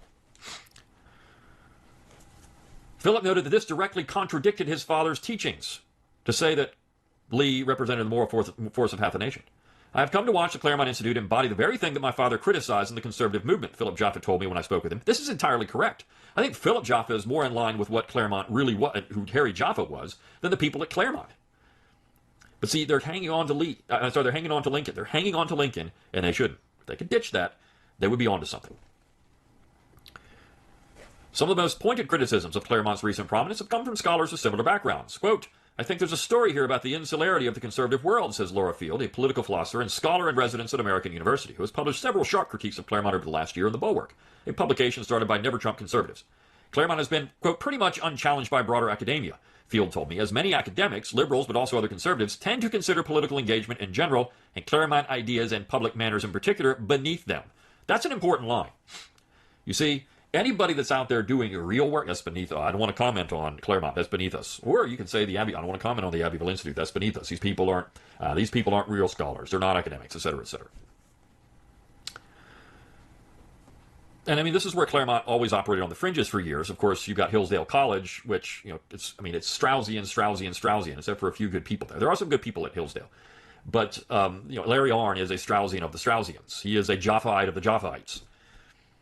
In contrast, Claremont scholars understand the power of a certain kind of approach to politics that's sensational, she said. Field pointed me to a recent exception, a small panel discussion in July in Washington, in which Kessler took part. Kessler defended the upsurge of populism as pro-constitutional, and so, he said, even though it takes an angry form in many cases, it was difficult to condemn it as simply an eruption of democratic irrationalism. Brian Garston, a political scientist at Yale, responded that it was very generous to interpret the current populism as, quote, erupting in favor of an older understanding of constitutionalism. But even if that was partly true, he questioned whether populism could be, quote, expected to generate a new appreciation for constitutionalism, or whether it wouldn't do just the reverse. It is, Garston said, a dangerous game to try to ride the tiger. Well, isn't this what leftists did for years? I mean, this is what all this bloviating about democracy is, right? Then they talk about, of course, Claremont's budget, which has gone up quite a lot. And then I want to get down to this part where she brings up Jaffa. She says, Harry Jaffa used to ask what it was that American conservatism was conserving. The answer was generally ideological. American conservatism was not about preserving a social structure as in the old European societies, but rather the American idea, a set of principles laid out in the Declaration of Independence and the Constitution. Now, that's an important statement, because if you're conserving an idea, you're not a conservative. Again, conservatism is about traditions. It's actually reactionary, right? Conservatism, in so many ways, look, it's reactionary. It is reacting to the ideas of the other side, to the innovations of the other side that forces you to act. It's reactionary to that. So there is a set of principles behind it. It's not ideas, it's principles based on custom and precedent and tradition that force you to react to the other side. And this culture, these traditional things out of culture, right? This is what forms the principles behind the reaction to the ideology. If you say American conservatism is an ideological institution, then it's no different from the left. Ideology is bad. Ideology is at its core reform-minded and leftist. And if you're basing it again on the idea, the propositionation of the Declaration, this is exactly what the piece says, then you're doomed.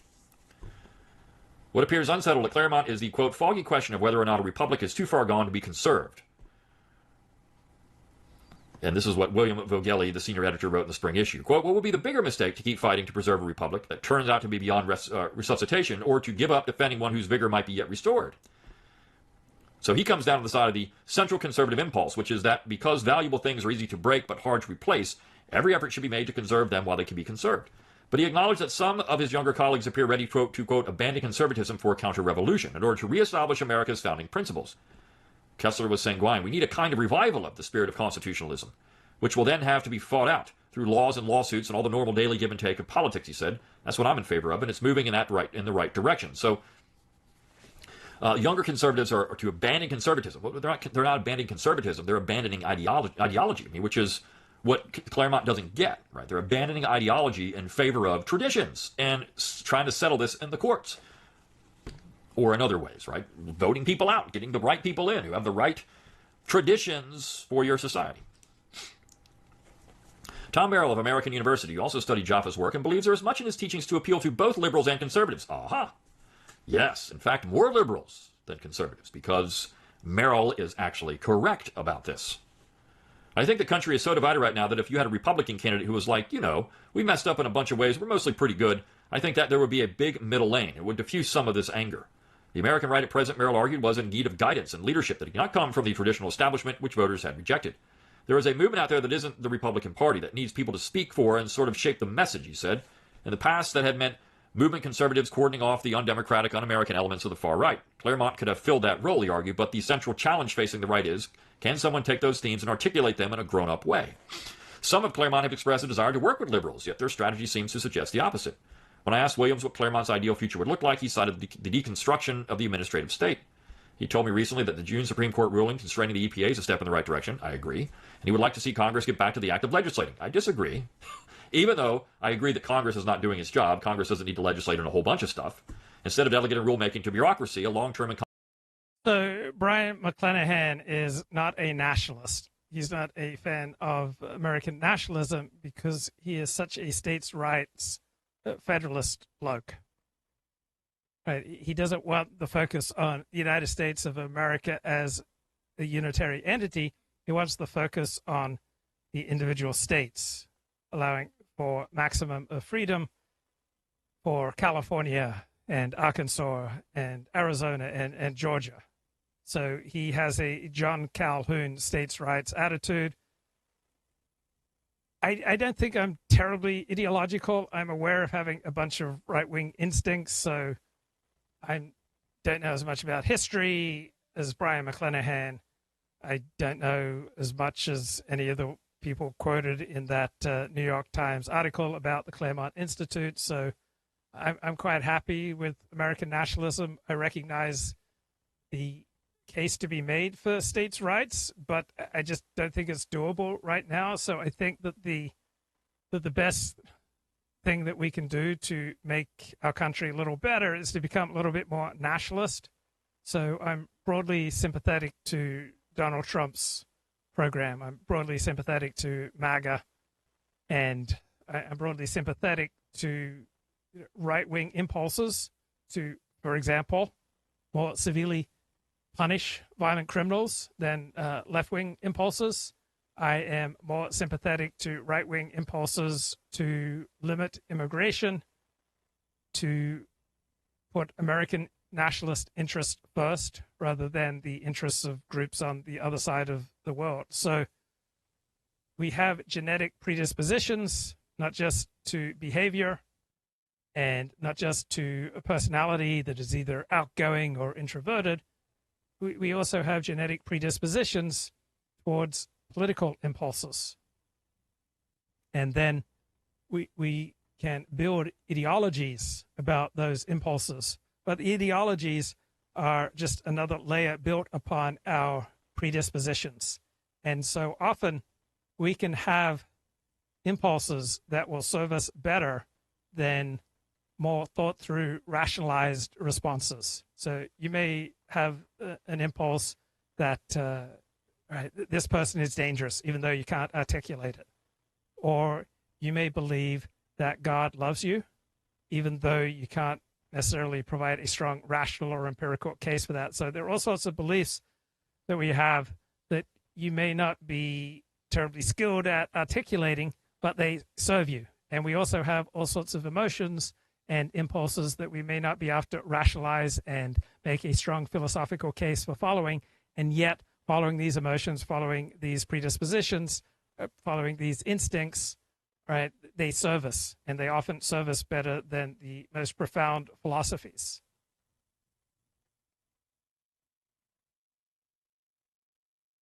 So we see these predispositions down through history, right? So the political left down through history tends to support equality. It is way more open to novel ways of doing things. The right down through history tends to support authority, hierarchy, order, and the traditional way of doing things. And even though my predispositions are right-wing, I recognize that the world outside of me is far more complicated than I can possibly comprehend, and that there are going to be situations that come along where a left-wing impulse will serve you better than a right-wing impulse. That in some situations, the United States may be better served by becoming an empire, and in other situations, it will be better served by withdrawing from empire, perhaps withdrawing from the NATO treaty and becoming much more isolationist. Right? So some situations, strict hierarchical decision-making will better serve you. Other situations, egalitarian arrangements will serve you much better. Probably wondering, 40, what amazing bookmarks you have on the platform X to share with us. I am so glad that you asked. Okay, The Spectator, which is center-right publication out of the United Kingdom, has an essay here, The Dumbing Down of Oxford and Cambridge. The notion that Oxbridge's standards need to be lowered to benefit students from our multiracial inner cities is perverse, given low standards are what failed so many of these kids in the first place. Aha. I didn't know this. About 10 years ago, it sounds about right time-wise, one of my brothers was having a birthday party, and my stepmother was there, who was obviously married to my mother, not my real mother, but my stepmother. Who was married to your father. Yes, but who I grew up with. Right. And my stepmother said to me, "Do you know who Bill Burr is?" Now, at that point, I'd never heard of Bill Burr. I didn't know who he was. I didn't know he was a comedian or he could have been the guy down the street. Right. And she said, well, he's this comedian, da-da-da. And I think I even somehow called up a picture on a phone. And I kind of noticed right away, like, gee, he really looks like my father. Bill Burr looks more like my father than Bill Burr looks like me, or I look like Bill Burr. So I said to my mother, like, well, why are you asking me this? You know, I thought maybe the first thing she was just going to say, oh, he just thought you noticed the resemblance. She goes, I think it might be one of your your father's illegitimate children. Bill Burr might be one of the children that your father sired in his days on being a traveling musician. Sit down. You're an asshole.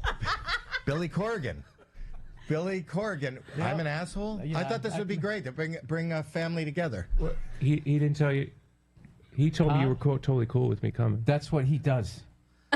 That's what he does. I thought it would be so a then, good like, surprise. can this be like edited out, or no? I can go. I mean, you told me Bill was. All right, fuck it. No, I'll do it. Like, did you ever think the fact that I never told that story, that, you know, maybe you shouldn't?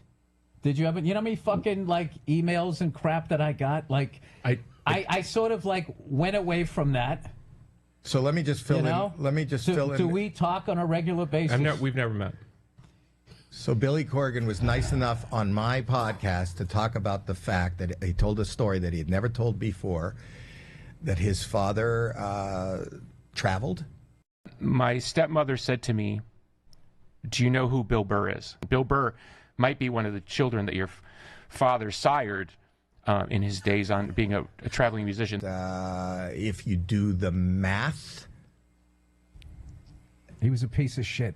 And he had two kids this close together, and he named them the same fucking name. He thinks it's different because he's Billy and I'm Bill. Like, that's how he told the difference. Well, I was Bill when I was young. But you're right. I mean, with all respect. I just thought. All right, well, whatever. You know, it's not that I don't like him. It reminds me of all of that shit. So, you know, it's like, it just seems more of the same from what I've been hearing. All right, whatever. I mean, I like your music. Appreciate that. Okay, great. Would you? Oh, you know what would be cool if you let your brother play drums. You can do whatever you want because you kind of already did that. Okay, I'm trying to be respectful. Now you are. Okay, no, wait. He told me you were cool You're with a me. Cubs fan? That fucking tracks. Theo Epstein. Fucking Wrigleyville. Bunch of cunts. Southside's where it's at. What's up? Do you want me to tell the story? Yes. Okay. So, you know, he owns about 80 buildings in this area. I don't know if you know how rich he is. But anyway, so I was working in another building of his, and I came out the building, and the first thing he said to me was, "Here comes Bill Burr." And I said, "Do you know that story somehow?" He said, "What story?" So I told him privately that story. He said, "Oh, you got to say this if you know how rich he is." But yeah, but he anyway, always does so that. I was working in another building, and I came out the building, and the first thing he said to me was, "Here comes Bill we went Burr." through growing up. He's getting And I hit just said, for the "Do fucking you know that ratings." story I mean, the guy somehow? literally accepted a He fucking said, "What award story?" in the So middle I of told a him podcast. privately that I'm supposed to be promoting my special, and he's over here like. You can do it. March 14th on Hulu. Like, that's going to help now? I still love you, though. Even though you did But this. it's not about Okay, me. so now what was supposed to happen? Are we going to go play catch? We're both in our 50s. Okay, that's an amazing story. All right, I'm glad that they came together. All right, what other amazing bookmarks do I have lined up to share? Donald Trump roasts Joe Biden. This is funny. Our country was on the verge of some of the very bad things, and bad things were happening. And now there's light not only over America. I've heard it from even our enemies. They call up and they say, "Sir, we hate you. We do hate you, but there's light over the world right now." They hate me. Some of them hate me. If they liked me, you got a problem, right? They like Sleepy Joe. What's not to like? You know, they'd call up. It's funny. I was told today by one of the big leaders of the world, would call for a telephone call with the President of the United States a year ago. And they'd say, "We'd like to speak with, who is this?" It's the head of Germany, the head of, name it, the head of France, the name of any country, it didn't matter. He would never pick up the call. They'd say, "He'll call you back in 2 months." 2 months. Yeah, it's his schedule. He's extremely busy sleeping. No. Macron of France, he'll call you back in 2 months. So 2 months comes along and there's no call. They say, "He didn't call." The stories are, I mean, these stories are not very exaggerated. I want to tell you, they're a little bit for laughter, but, you know, it's only for laughter. The fake news will say, "Oh, he exaggerated. It was only 1 month," you know. But he would say he'd call you back, and then he'd never call, and then they could never get him on the phone. And the problem I have is that when I speak to and I speak to them immediately, they'll say, could we speak to the president? Would that be possible? We could do it anytime over the next month. They're so used to this, right? I say, no, I'll pick it up right now. Is he on the phone? Yeah, hello, how you doing? That's what, get it over with, right? Get it over with. The only problem, they were so starved for love from the United States, I cannot get them off the phone. I can't get people, if you can't, I say, I have to go now, King, or I have to go now, President. But you can't get them off the phone. They're starved for love. For years they haven't spoken. They didn't even know we had a president, if you want to know. But under our leadership, America is back open. Okay, Donald Trump showing a great deal of self-awareness. Pretty good little clip. Okay, what other amazing insights do I have? So the most prestigious columnist in the world today is Janan Ganesh. He writes for the Financial Times. I spend $180 a year for a subscription to the Financial Times, in part to read his columns. And says the first lesson in politics before Donald Trump was message discipline. Come with a rote phrase such as, we're all in this together, and prepare to repeat it regardless of context. So, if nothing else, the rise of Donald Trump has exposed a widespread public fed-upness with uniformity and standardization. And is this same revolt spreading to other fields? Take the media. Why do podcasts do so well? Because in the end, they are messy, elliptical, digressive, everything else that broadcast theory abhors. In the case of Joe Rogan, there can't be much difference between his on-air and off-air speech. The tight professionalism of linear radio is, for millions of us who are raised on it, unlistenable in comparison. Even the world's favorite sport, soccer, right? So long in the intellectual grip of the micromanaging perfectionist Pep Guardiola, might be loosening up. Manchester City, coached by Pep, has been struggling the past few months. Right, the much freer Liverpool Football Club are thriving with a not obviously better squad. Right, if Liverpool clinched the Premier League, right, perhaps the era of overcoaching, the bane of modern fans, might recede. So years ago, there was a column this guy wrote called The Death of the Maverick. The argument was, in most industries, there's now so much data about what works that everyone converges on the same way of doing things. Songwriters know how to put a hook in the first 30 seconds to keep Spotify listeners from skipping a track. New build apartments have the same kitchen lounge plan. Soccer has become rigid.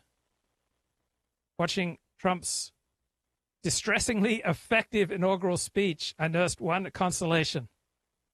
His success sends a signal to other overmanaged sectors. There are rewards for deviating from strict form. I'm writing this in Los Angeles, where I once lived. It has no dominant architectural style, right? Unlike Jerusalem, there's one dominant architectural style using Jerusalem stone. Los Angeles has no obvious center, right? A bleak strip mall might contain a jewel of a restaurant or gallery. It is LA's lack of pattern. It's more like life. It's more like the flux of experience and reality. After the Great Fire of London in 1666, various geniuses submitted plans to rebuild London from first principles. Many wanted to bring Euclidean order to the labyrinth. Their designs, full of right angles and other atrocities, got nowhere. Otherwise, London would now be a ghastly grid. Well, LA and London, right, these are both the least designed of the great Western cities. There's just something in the human id that chafes against structure and regimentation. I had not thought of that.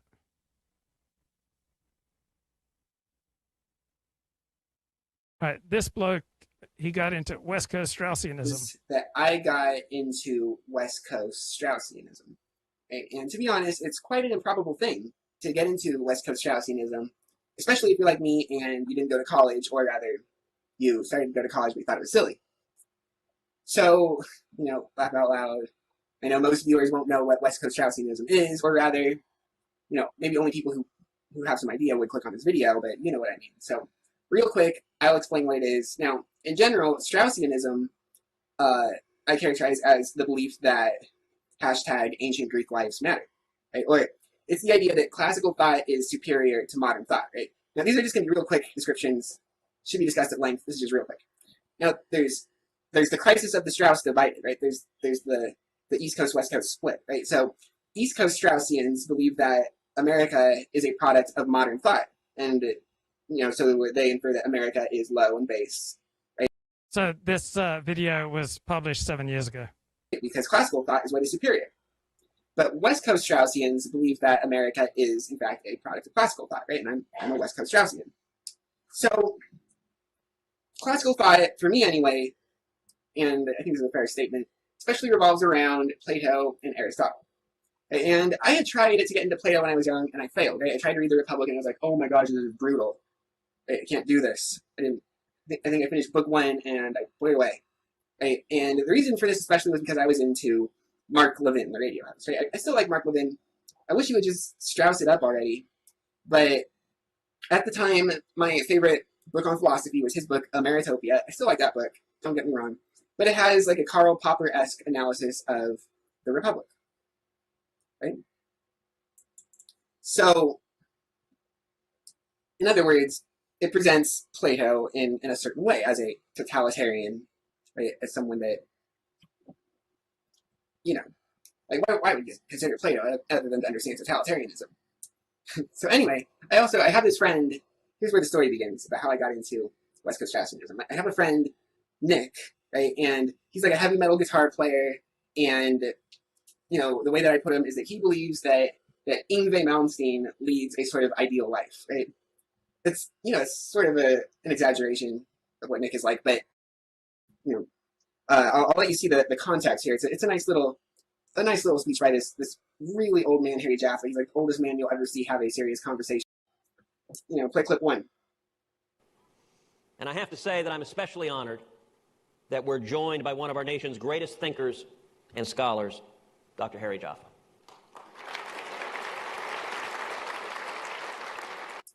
So anyway, I watched this and figured Ted Cruz thinks this is one of our nation's greatest thinkers and scholars. And I've never heard of him. Harry Jaffa, right? I at least got Harry Jaffa. He's like the oldest man you'll ever see have a serious conversation. Play clip 2. In 1946, I was in a used bookstore on 4th Avenue in New York when I was a graduate student at the New School and I was studying with Strauss. And I happened to pick up a copy of the Lincoln-Douglas debates. It was my custom in those days, if I found a book in the bookstore that I liked, I'd come back each day to read some more of it, since I didn't have any money. But I somehow scraped up $5 to pay for this copy of the Lincoln-Douglas debates. I had taken no courses in American history, either as an undergraduate or as a graduate student. But I fell in love with the debates just because it was such wonderful reading. And it occurred to me. So it was the language. The first point of contact was the power of the language? Well, not. I saw that there was something classical. I was studying with Strauss, and I didn't see this right away, but I did after a while, that the issue between Lincoln and Douglas was not similar to, but identical to the difference between Socrates and Thrasymachus in the first book of the Republic. This question of whether or not the people make the moral law or the moral law makes the people. Thrasymachus says justice is the interest of the stronger, which in a democracy means justice is whatever the demos, the many were. In a tyranny, it's whatever the tyrant wants to do. In an oligarchy, it's whatever the rich want to do. But there was no idea of any law controlling the decision of the people who made these decisions. Stephen A. Douglas's position was that he let the people rule. So Paul Gottfried absolutely loathes that man, Harry Jaffa. And so the West Coast Straussians, they revere Abraham Lincoln and they revere strong unitary government. They revere a strong unitary government that forces all sorts of restrictions on states' rights. So Paul Gottfried would be more in line with Brian McClanahan, more favorable towards states' rights and less enthusiastic about Abraham Lincoln.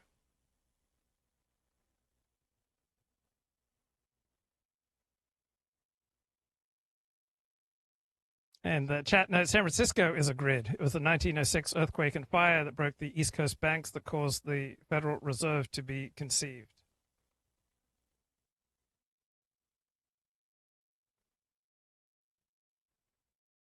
Okay, this is a great story.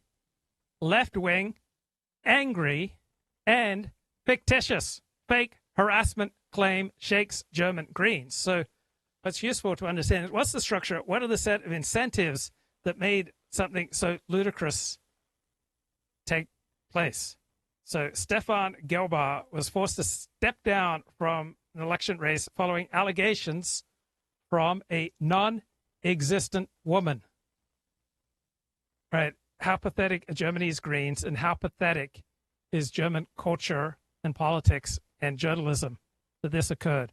Germany's Greens have been rocked by a scandal involving a woman who did not exist.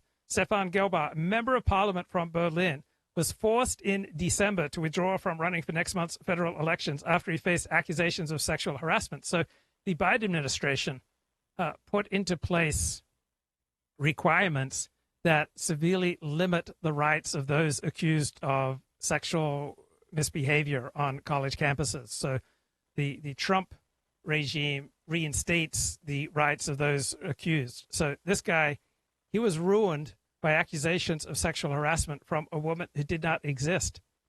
So there is a particular attitude and culture and regime that so believe women that they are quite willing to ruin a man's life based upon accusations from a woman who does not exist.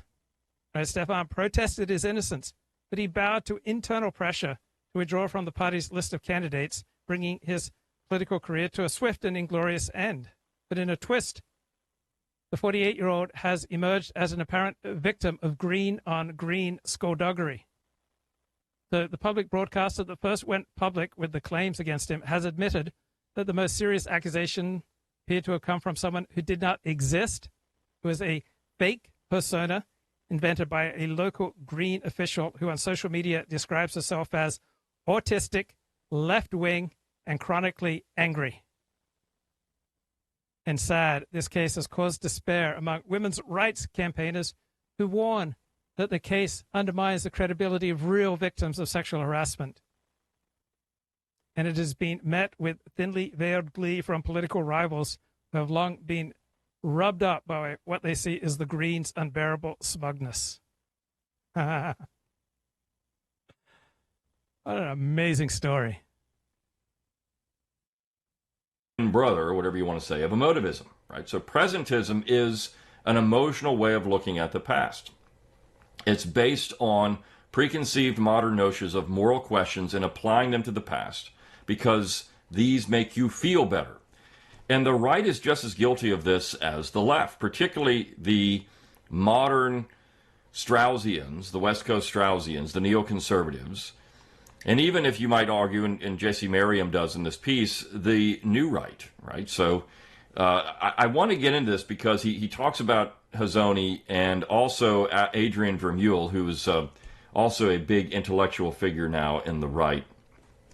And this is a review of both of their work, and the title is Much to Spew About Nothing.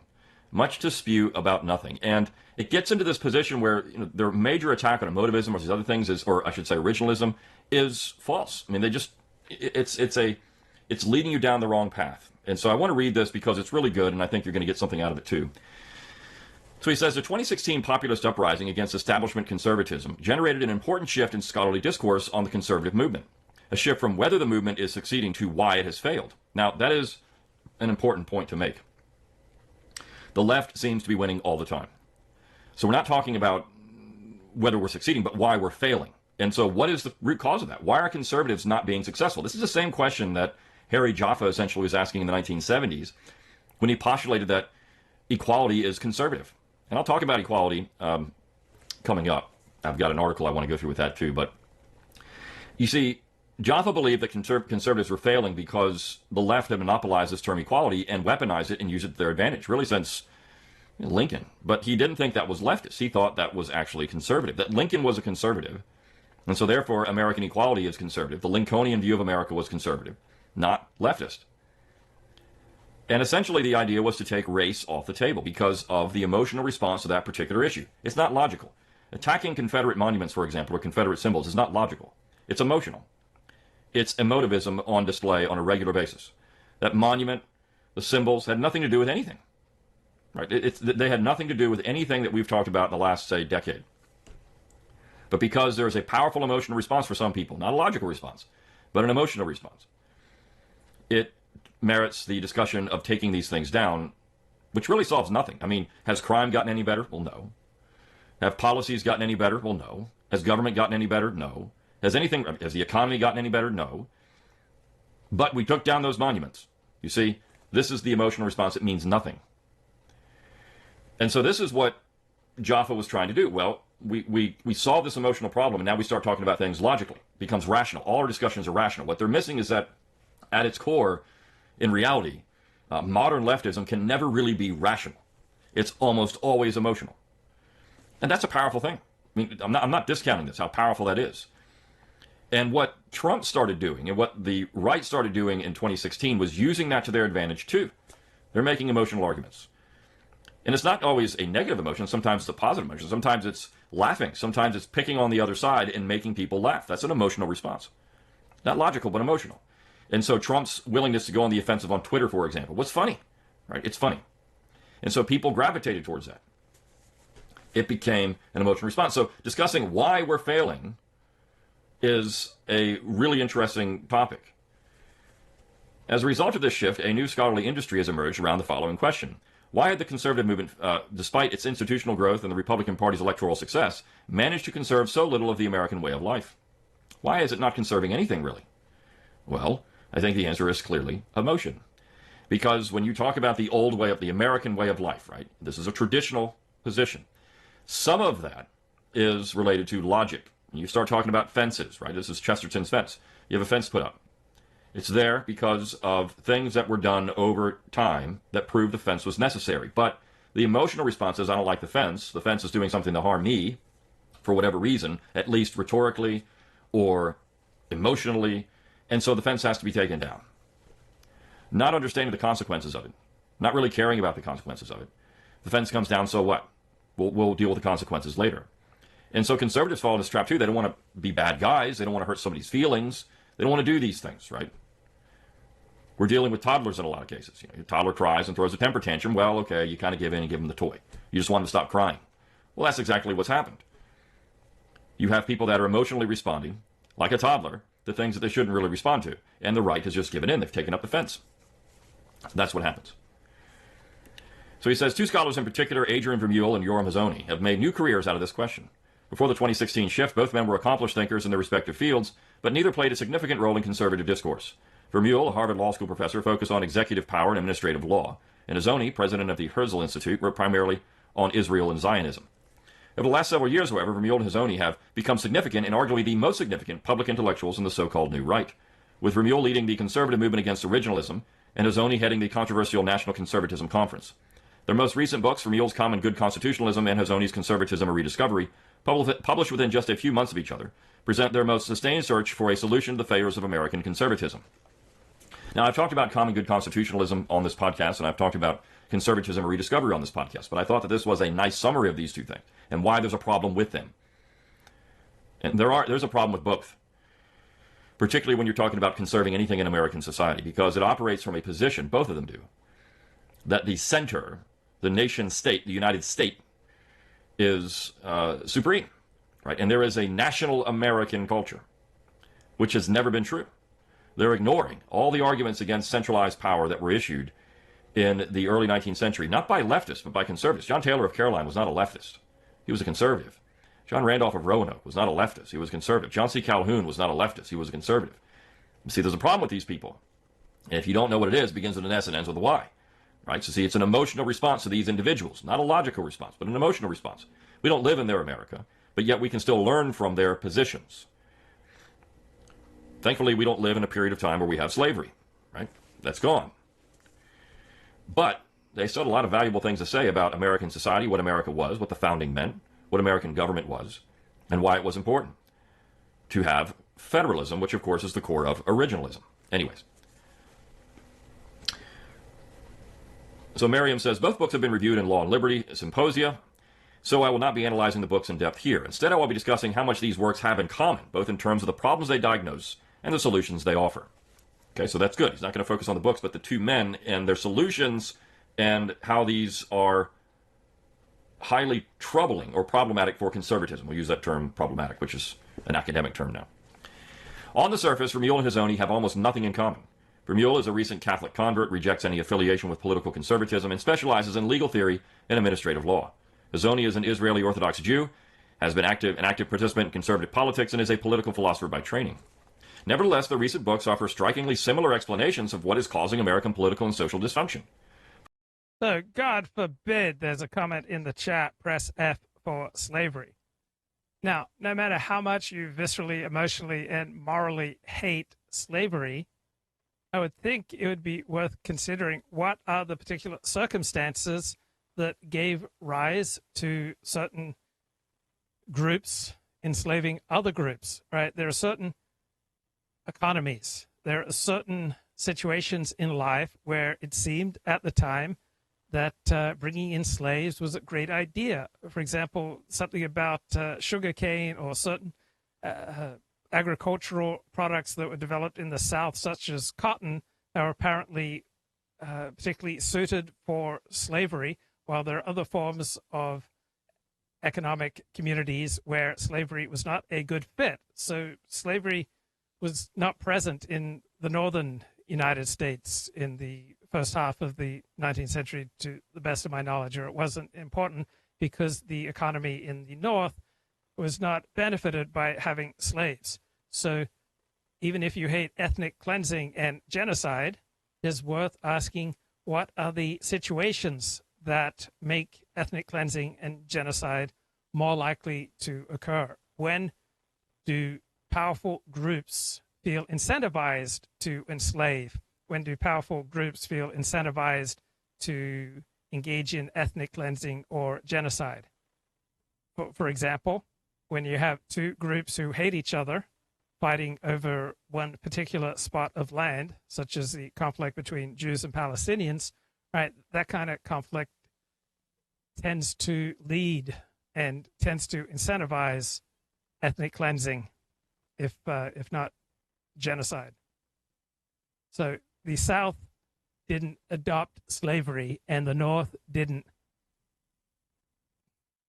refuse slavery because the North was just so much more moral than the South, right? There were different economic incentives that were operating. So there may well have been substantial moral sentiments that prevented slavery in the North and a lack of moral clarity that enabled slavery in the South. But there were also economic incentives operating. Different industries incentivize slavery at certain times and places, and other industries and systems of economics discourage slavery. So, to the best of my knowledge, every rabbi in the South prior to the Civil War who spoke about slavery did not criticize the institution of slavery.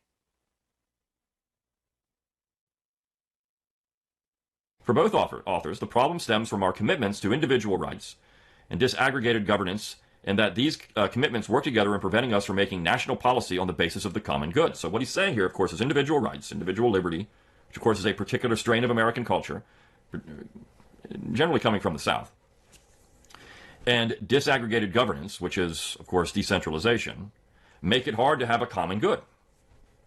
That's the problem. The belief in individual rights and decentralized government is a problem. We need more centralization, and we need to have less influence. We need to have essentially the Puritan version of America, right? Which is the good of the community over individual, or community liberty over individual liberty, right? So, I mean, this is the point. Individual liberty, not so much. Community liberty, yes. It's a Puritan view of America. So they've latched on to this Puritan view of America, which was another strain of Americanism, right? So you have this New England view of America in contrast to a Southern view of America, if you want to put it in simple terms. And that's essentially what we're looking at here. And to them, Puritan New England is more conservative than the South. In fact, the South wasn't really conservative at all because of slavery. So if you're a decent person, you're enslaved to something. So, for example, if you've recovered from under-earning, you're likely enslaved to a particular way of life. The 12-step big book approach to life, to tracking your time, to being aware of the symptoms of underearning, to working with other underearners, right? This is a type of bondage that enables one to overcome the despair that comes with underearning. If you have recovered from debting, you're likely in bondage to a particular way of life tied to the big book and to tracking everything you earn, everything you spend, a particular way of life that will usually require working with other people who are trying to recover from debting. So every good man is enslaved to somebody or something. If you are a Christian, right, you're enslaved to the burden of the kingdom of heaven and to the requirements of leading a Christ-like life or the requirements of the Roman Catholic Church. If you are a traditional Jew, you are enslaved to the kingdom of heaven and to the particular expression of the traditional way of life as laid out in Jewish law, otherwise known as halakha. If you're a good man, you have substantial obligations to your spouse, to your family, your extended family, to your employer, to your employees, to your community, to your profession, right? All good men and women are slaves to other people and to other things. There is no escaping slavery, right? But what are you enslaved to? One of the worst forms of slavery is being enslaved to your own self-destructive impulses.